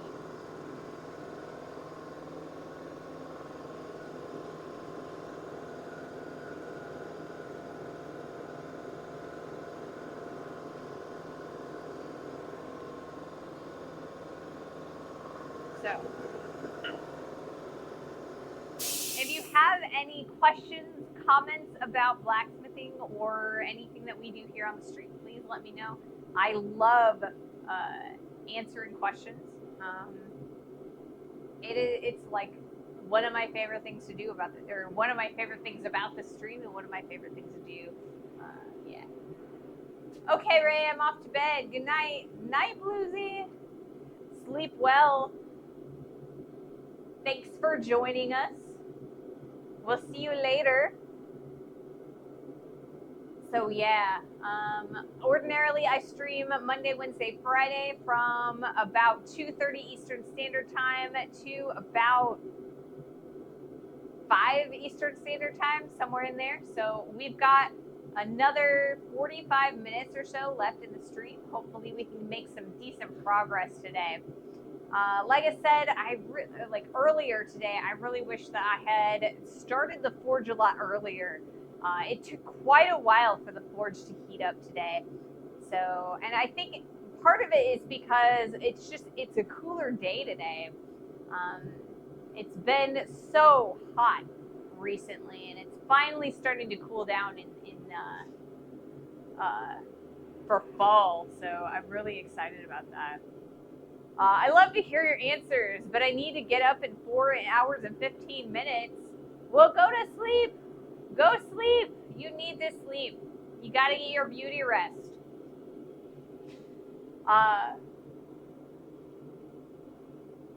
Free armadillos. Thank you so much for your follow. Welcome to the stream. Welcome to the community. I very much appreciate all of your follows and your interest in my craft and my stream and my work. We're a little bit boring, or on the boring side today. We're mostly material processing, kind of trying to get our steel to a point where we can make some progress in turning the steel into something that looks closer to what we're trying to make. Oh, we finished our follower goal of 360 followers. Thank you so much, guys. Yay! I know nothing about blacksmithing, but I do enjoy seeing the art and process of it.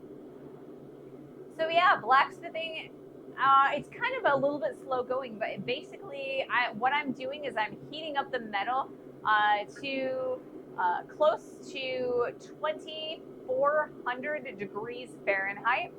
I think we're closer to 20 or to 2,000 degrees Fahrenheit right now, because we're going a little on the cold side today.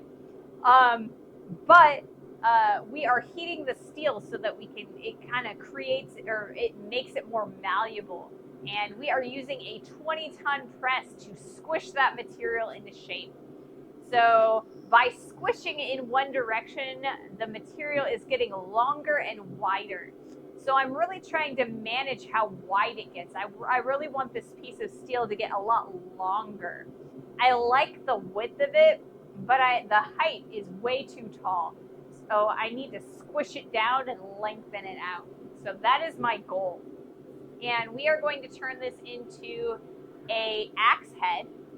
It's going to be like a two-handed splitting axe, something that you might split firewood with. Maybe not logs, like big logs, but like firewood. Excuse me. Sorry about that.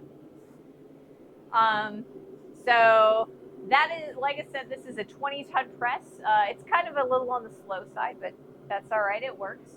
I've got an anvil here, and it's kind of there's some semblance of the similarity between what you might see in a video game and here in real life. But like I said, it's a little bit slower, a little bit hotter.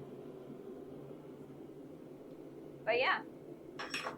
So a couple weeks ago, we made this guy, and this guy is what is called a axe eye drift. So this is a tool that we made, and basically what we do is we put the tool over top of our axe head, and we hammer on this end of it, and this drives the tool inside of the metal, and it starts pushing the metal around this tool, and it will create the hole that a handle would go in for an axe head. And so I'm pretty excited to test this out, see how well we did with this. So yeah, it should be pretty fun. But I want to get the axe head to a closer dimension, or closer to the final dimensions, before we cut in the handle hole. So that's kind of what we're up to today, is trying to make that, or to thin out the dimensions a little bit.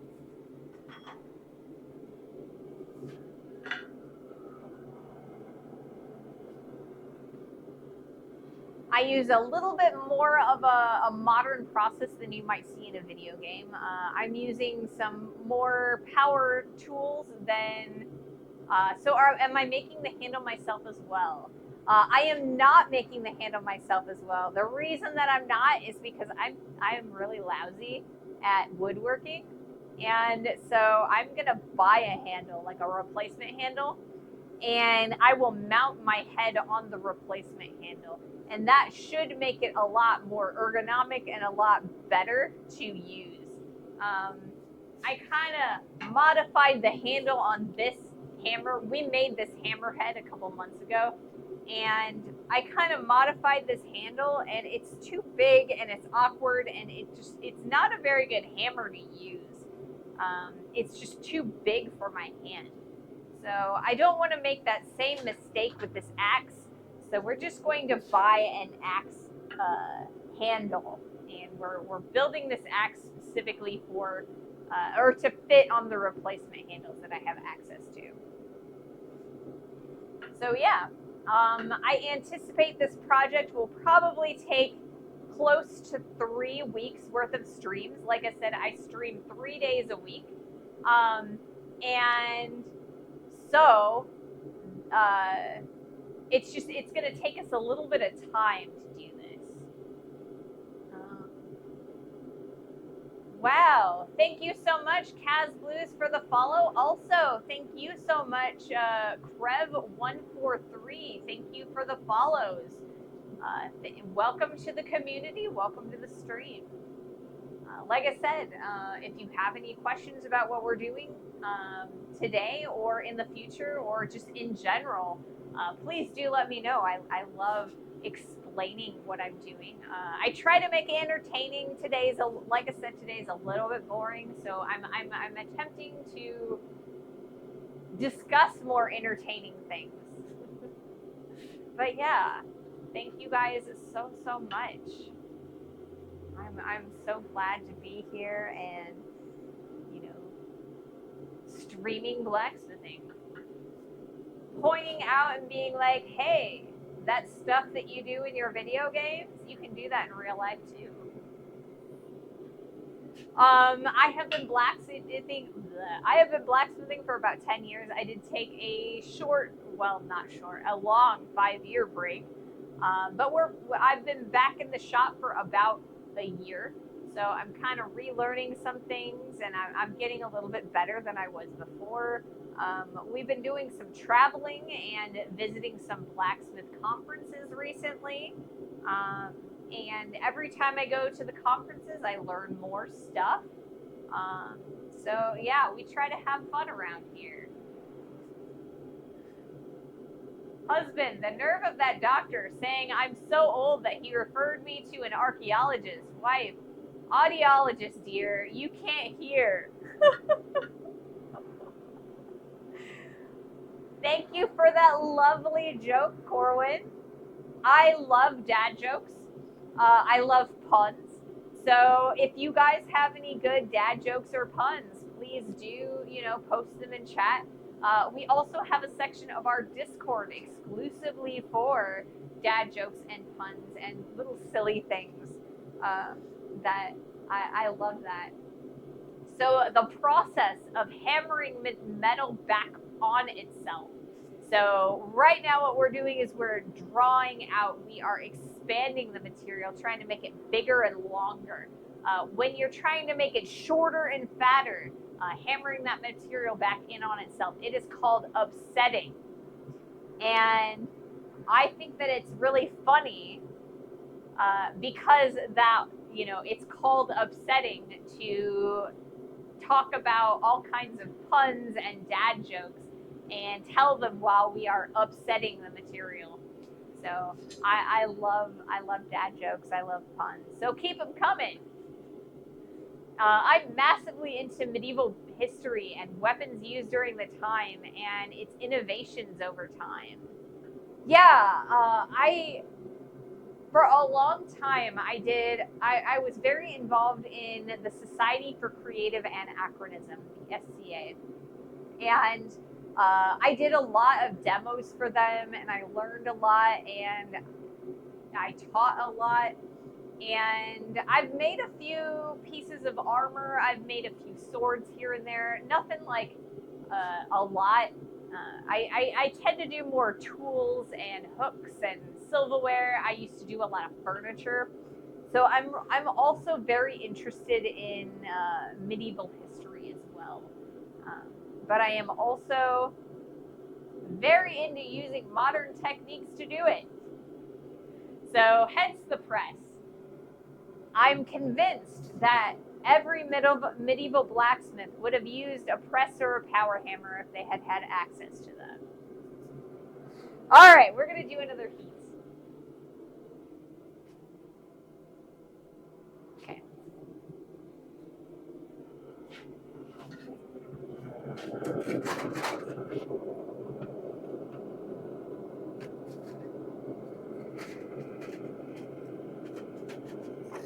Yeah.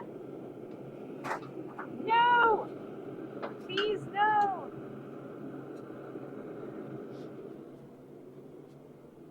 Slippery metal.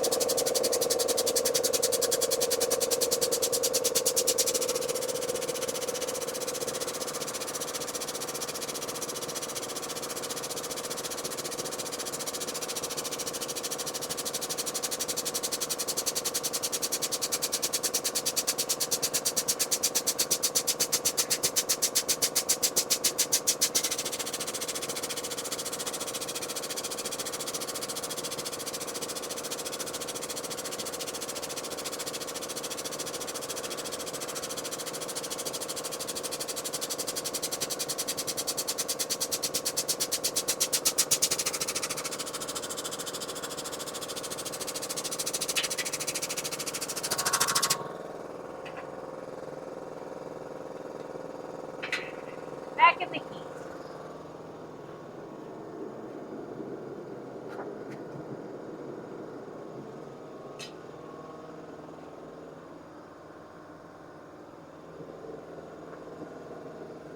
That's what strikers and apprentices were for back there until power hammers came along. Exactly. They were the manual power hammers. The focus has shifted a bit off the detail camera. It's too close. Okay. Oh, wow, you're right. Thank you for the tip there, Sandwich. Let me fix that so that it's a lot sharper. Apologies. I did not realize. There we go. That should be a lot better now. Yowza. So, even though the tips of my tongs are black, they don't look like they're hot. They actually are hot. I accidentally brushed the tip as I was coming around the anvil. I did not get a true burn, but I was definitely alerted to the fact that they were there. Power hammer is a date back a lot further than you think. Oh, I mean, power hammers do date back to a very long time ago. There are several there is a 1,000-year-old power hammer that is still in use today in England. I actually was able to talk to the smith who uses it. So they take a lot of maintenance, and his is actually driven by a water wheel. So there's like a river that kind of runs along the blacksmith property, and there's a giant. It turns a water wheel on a giant, or with a giant log as an axis, and it turns like a wedge that kind of brings a hammer up and down. And so, I mean, those things, they're so amazing, especially the fact that it is still functional. He actually spent a lot of time restoring it too. They had they bought a tree like 30 years ago that was around the right size to replace that axle that powers all of the power hammers. And so they've been waiting for 30 years to be able to cut it down and have it big enough to replace the log in there. So it's so neat, like paying, or like learning about that stuff. The power hammer we know of today was invented around the 19th century, but water-powered hammers have been used centuries before Christ. Yeah, they definitely have. I mean, it's very similar to like what you would use at a grain mill to make flour. So it's that same water wheel, like wind powered. It's very similar technology. So yeah, it's so interesting learning about that. And I was lucky enough to meet one of the smiths who, like I said, is restoring an ancient power hammer like that. Mr. Nobody, the nothingness, thank you so much for that follow. Welcome to the stream. Welcome to the community. I'm Ray. I'm a blacksmith. Like I said, I've been blacksmithing for about 10 years. Took a 5-year break. We've been back for about a year. I've been streaming my journey. So I started streaming last year in November. And so I guess about halfway through November. So we are almost at a whole year of streaming blacksmithing. And this is so exciting.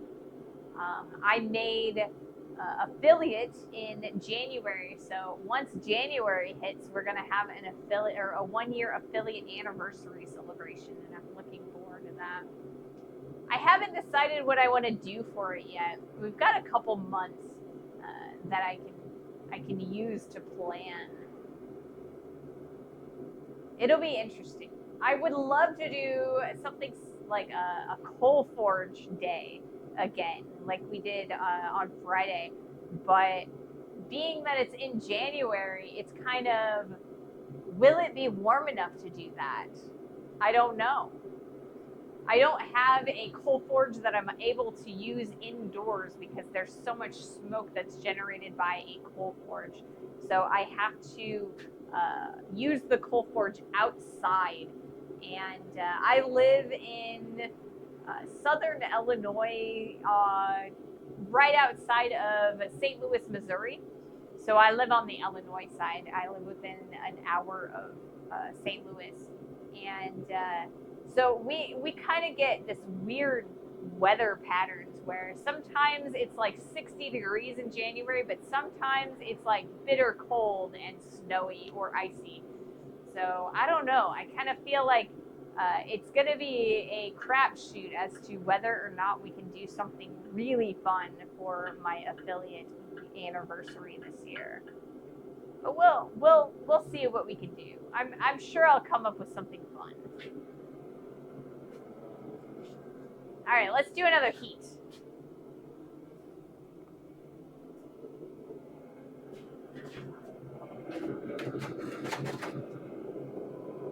I hope that's better for you, Sandwich. You'll have to let me know. I think it's better.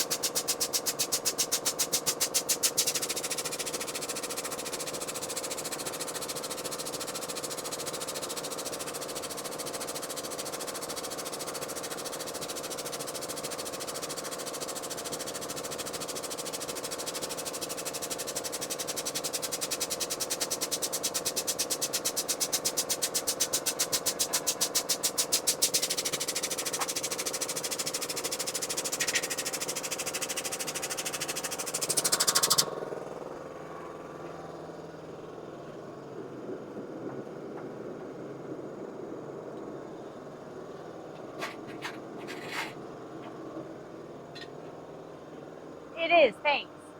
Well, thank you for letting me know. So it looks like we are going to have an ad starting in about 3 minutes. So hopefully, I always, I I never start a heat in the middle of an ad because I feel like everyone should be able to watch the heats um, or watch the squishing metal. So that's one of the things that I try to do. I try to make sure that I try to time the heats around the ad.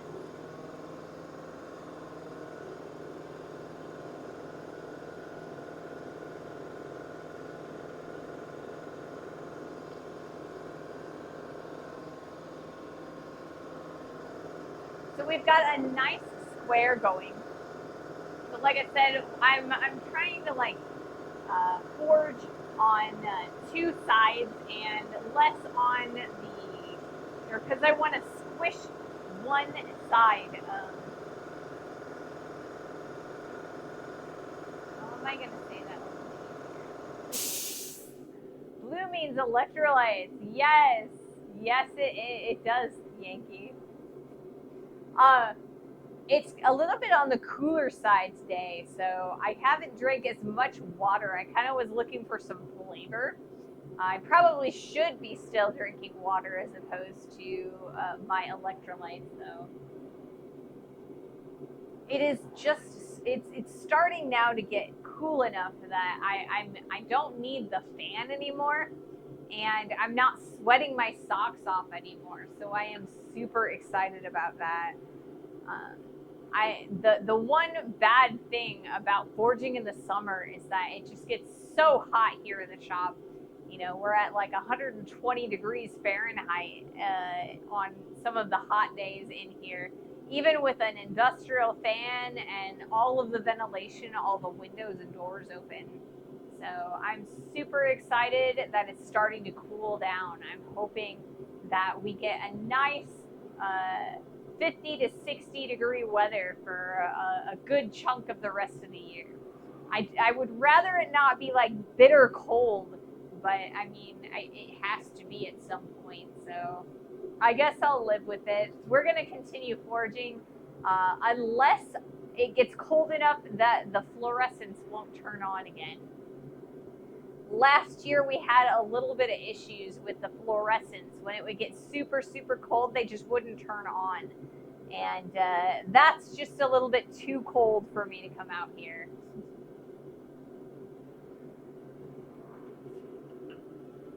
But we'll forge as much as we possibly can.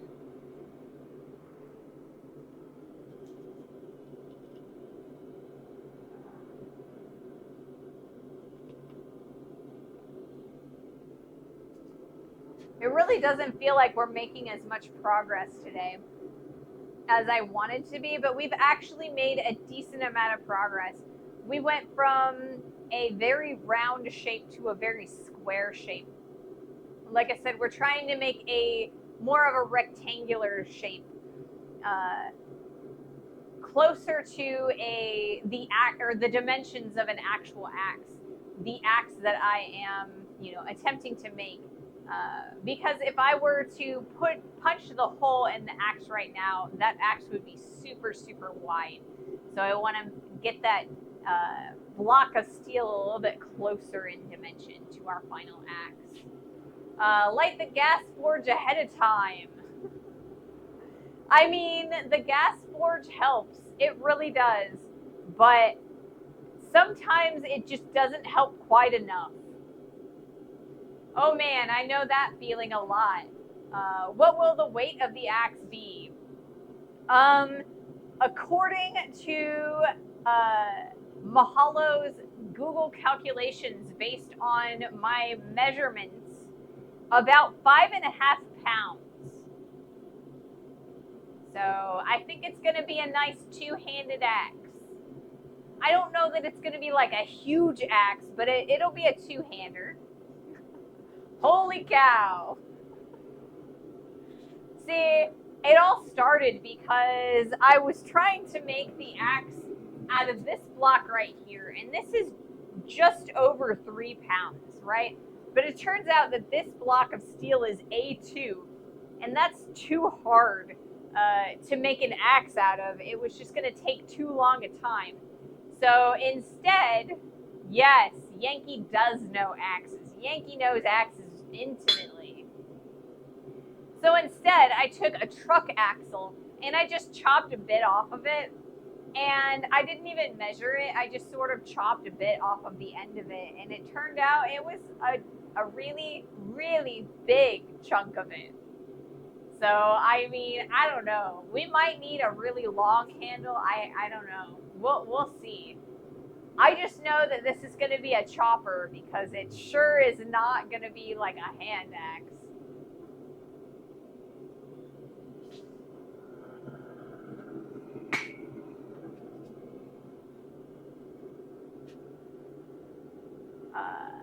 Welcome in, Jelly and Fox. Welcome in.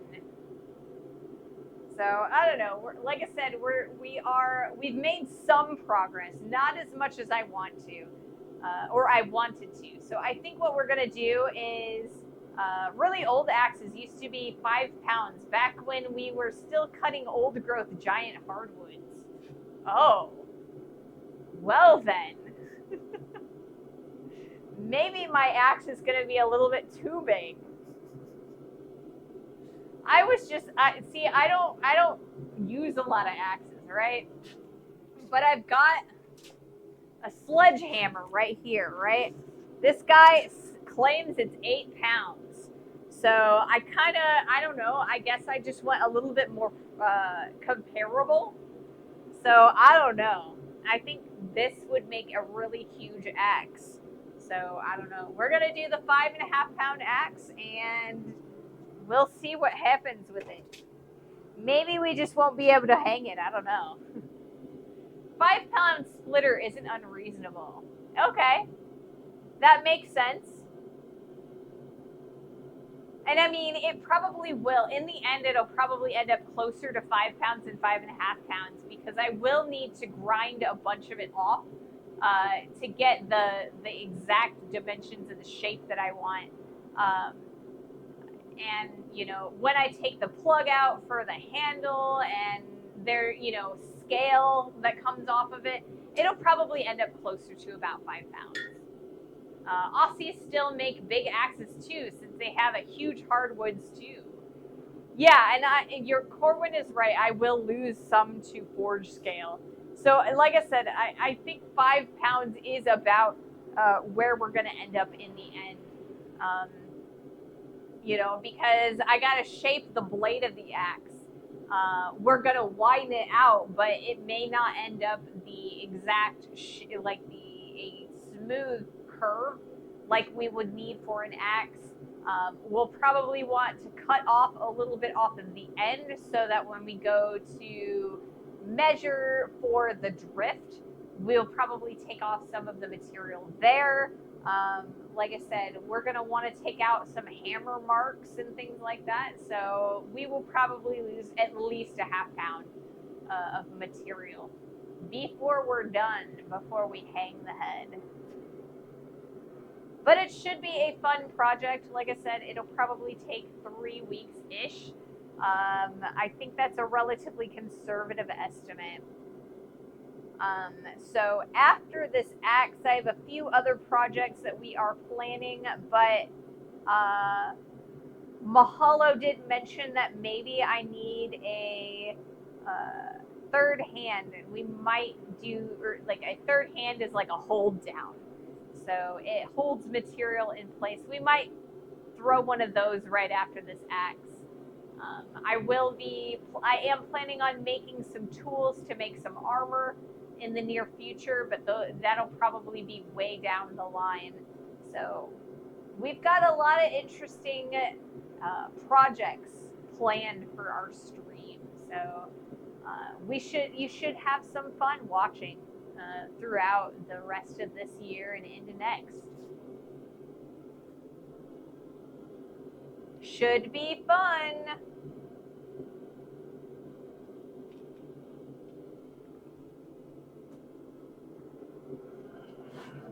All right, let's do another heat.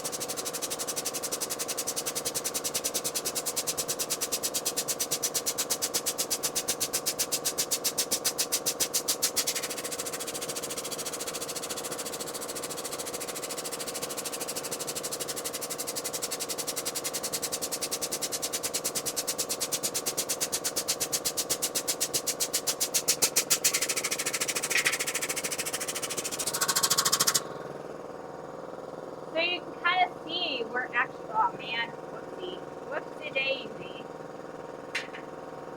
I'll have to fix that in a minute. We're starting to thin this out. We've got a nice block right there, and it's starting to thin out a little bit.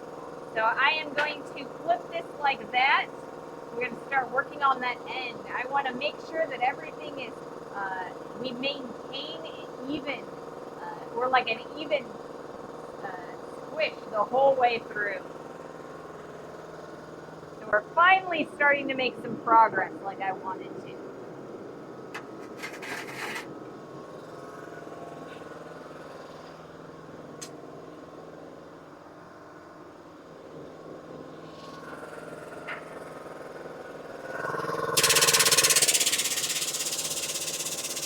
Accidentally let the press go up too high.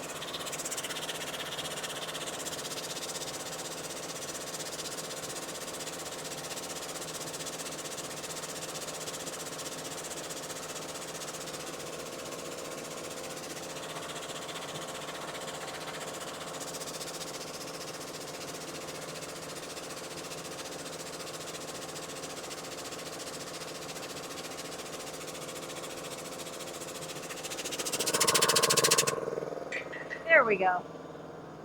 It's ready for the next heat. All right.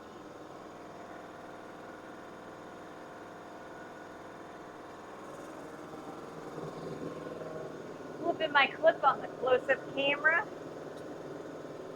That way, I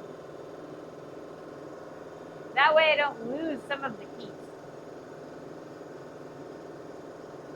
So we've got about 10 minutes left in our stream. I think I'm going to do 2 more heats today, or for today's stream.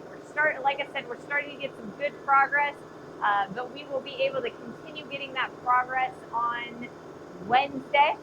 So like I said, 2 more heats on the opposite end, the end that I was holding on to. We should be finished processing the material on, or by the end of the stream Wednesday.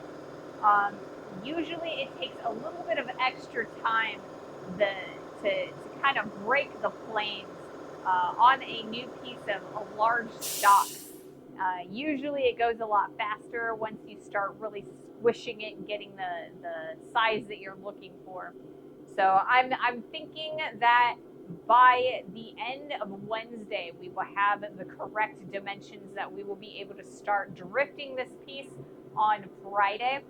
It's going to take us a few heat or streams to drift the hole out for the handle. So we are going to be continuing to work on this axe. Like I said, it's probably going to take us about 3 weeks worth of streams, so about 9 streams. That is a conservative estimate. It might take us a little bit longer than that, but I'm hoping that it only takes us 9 streams. Let's see. So yeah, 2 more heats this time, and after that, we will be raiding off. If there's anybody you would like to raid to, and if you have any suggestions, please do let me know. I am always up for finding new creators. If you guys don't have any suggestions, we've got a list of creators that we usually raid to, and if none of them are on, we will raid to someone new. So 2 more heats. Let's see if we can't get that big bulky end a little bit more in line with the rest of the piece.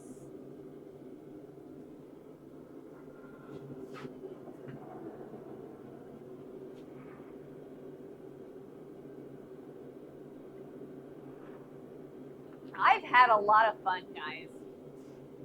I always have fun forging for you guys and streaming with you guys. I guess it was last Monday, like a week ago today, I had to cancel stream and I missed it. I desperately missed our stream time. I'm so happy to be back here in the shop, and I look forward to streaming every other day. So Thank you guys for being here, for joining me and having fun with me. I missed it too. Well, I'm not glad you missed it because, that's sad, but, it does make me feel good. It makes me feel good that you guys enjoy watching the stream. So. Alrighty. We're going to do another heat. So let's see how far we can make it.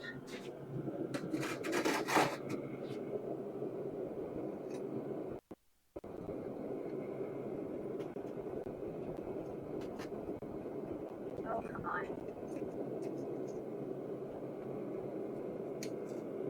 There we go.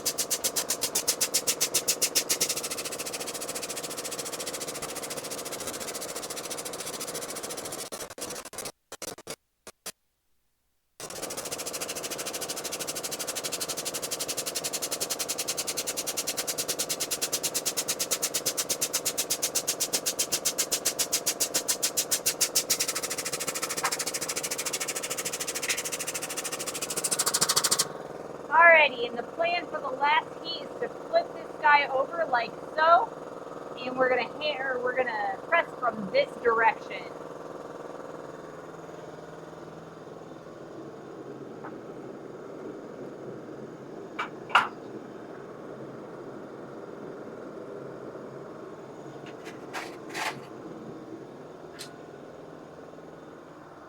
Learning is awesome.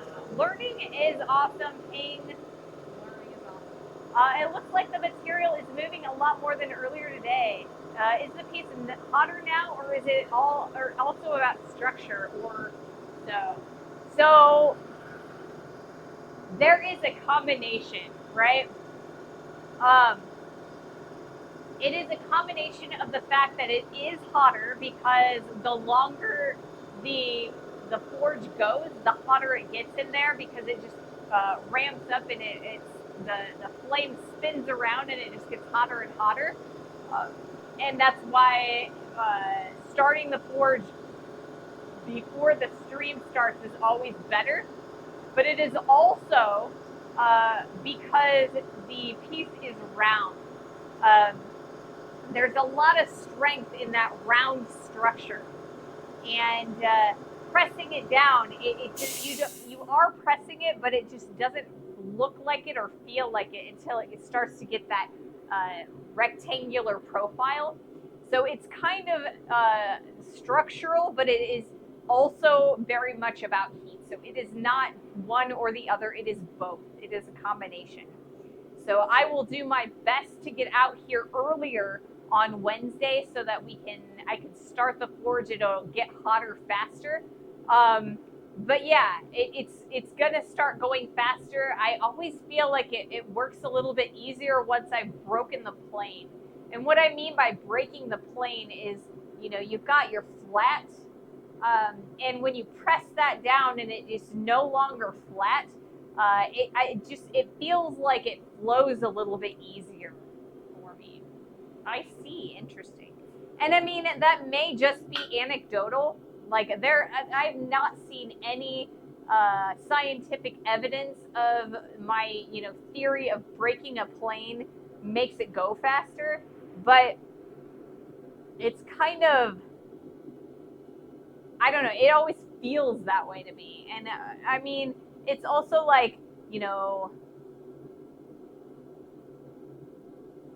that rigid structure, when you kind of squish it or break that rigid structure, then it just the crystalline structure kind of folds after that. Like, you know, if there is an accident or like a flaw in a bridge, more of the bridge will collapse after that single flaw. That's kind of why you have to keep it, you know, nice and pristine, and keep maintaining it. And I mean, like I said, it's more anecdotal than it is scientific. I've never seen any like hard evidence scientifically based, but it's just something that I feel like I notice every time I do something big. The thinner the steel gets, it also moves better. Yes, and that is also the case. The thinner it gets, you know, the easier it is to heat it. You know, so Smurf Inserter, thank you so much for that follow. Welcome to the stream. Welcome to the community. So, like I said, we have one more heat left today. If you guys have any suggestions for people you'd like to raid off to, please do let me know. Otherwise, I'll find somebody, or we'll meet somebody new. But yeah, I don't know. Like I said, it is a combination. But yeah, yep, it is a combination.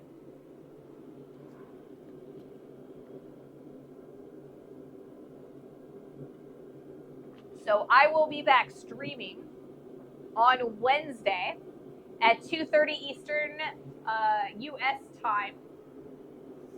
And we will be continuing working on this axe. Like I said, we are going to thin out the material. I like that it's about yay thick, or like tall. I want to thin out the sides of it, so that when we put the drift in it, the drift will move the material aside to accommodate for the size of the drift. So it'll bulge out, and I want to make sure that it is closer, or the steel is closer to the final dimensions before I start cutting in the hole. So I believe we will start cutting in the hole by Friday, but that's kind of a rough estimate. So I will try to have it started by the end of the stream on Friday. I'm hoping, fingers crossed, that we will be starting the stream by cutting in the drift.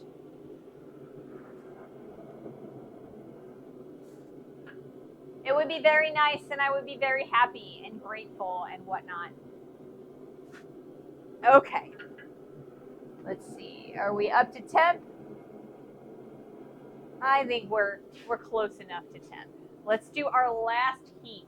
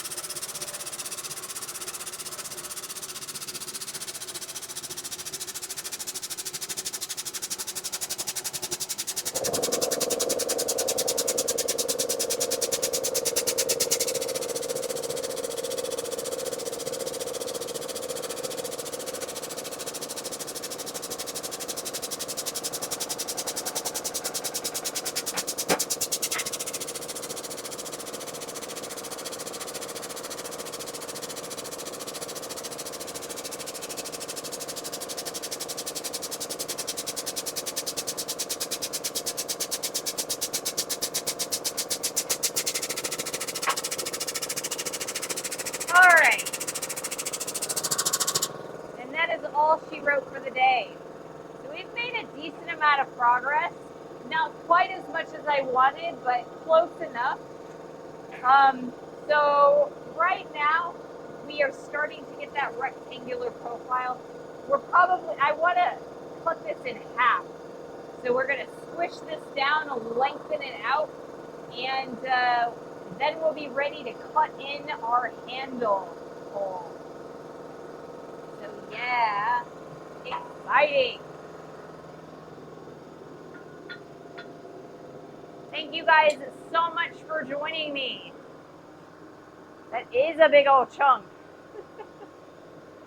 Alrighty. Thank you guys so much. Have a wonderful rest of your day and a great day tomorrow.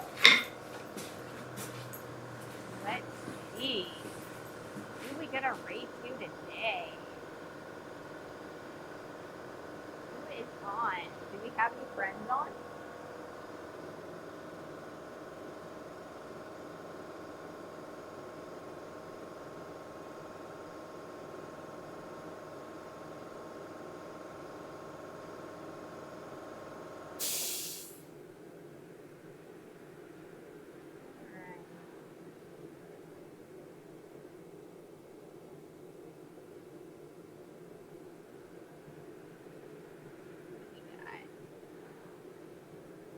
Looks like we get to meet someone new.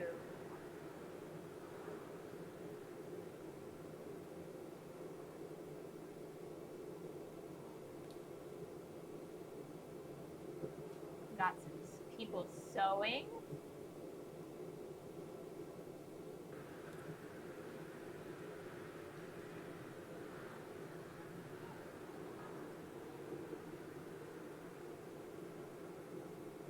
Got some people screaming outside.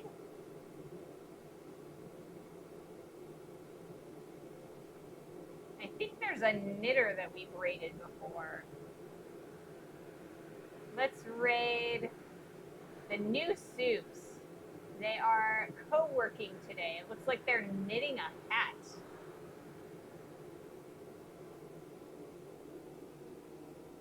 Thank you guys so much for joining me. I hope to see you guys on Wednesday, where we will continue working on our axe. Have an amazing rest of your day. Thank you so much. Bye.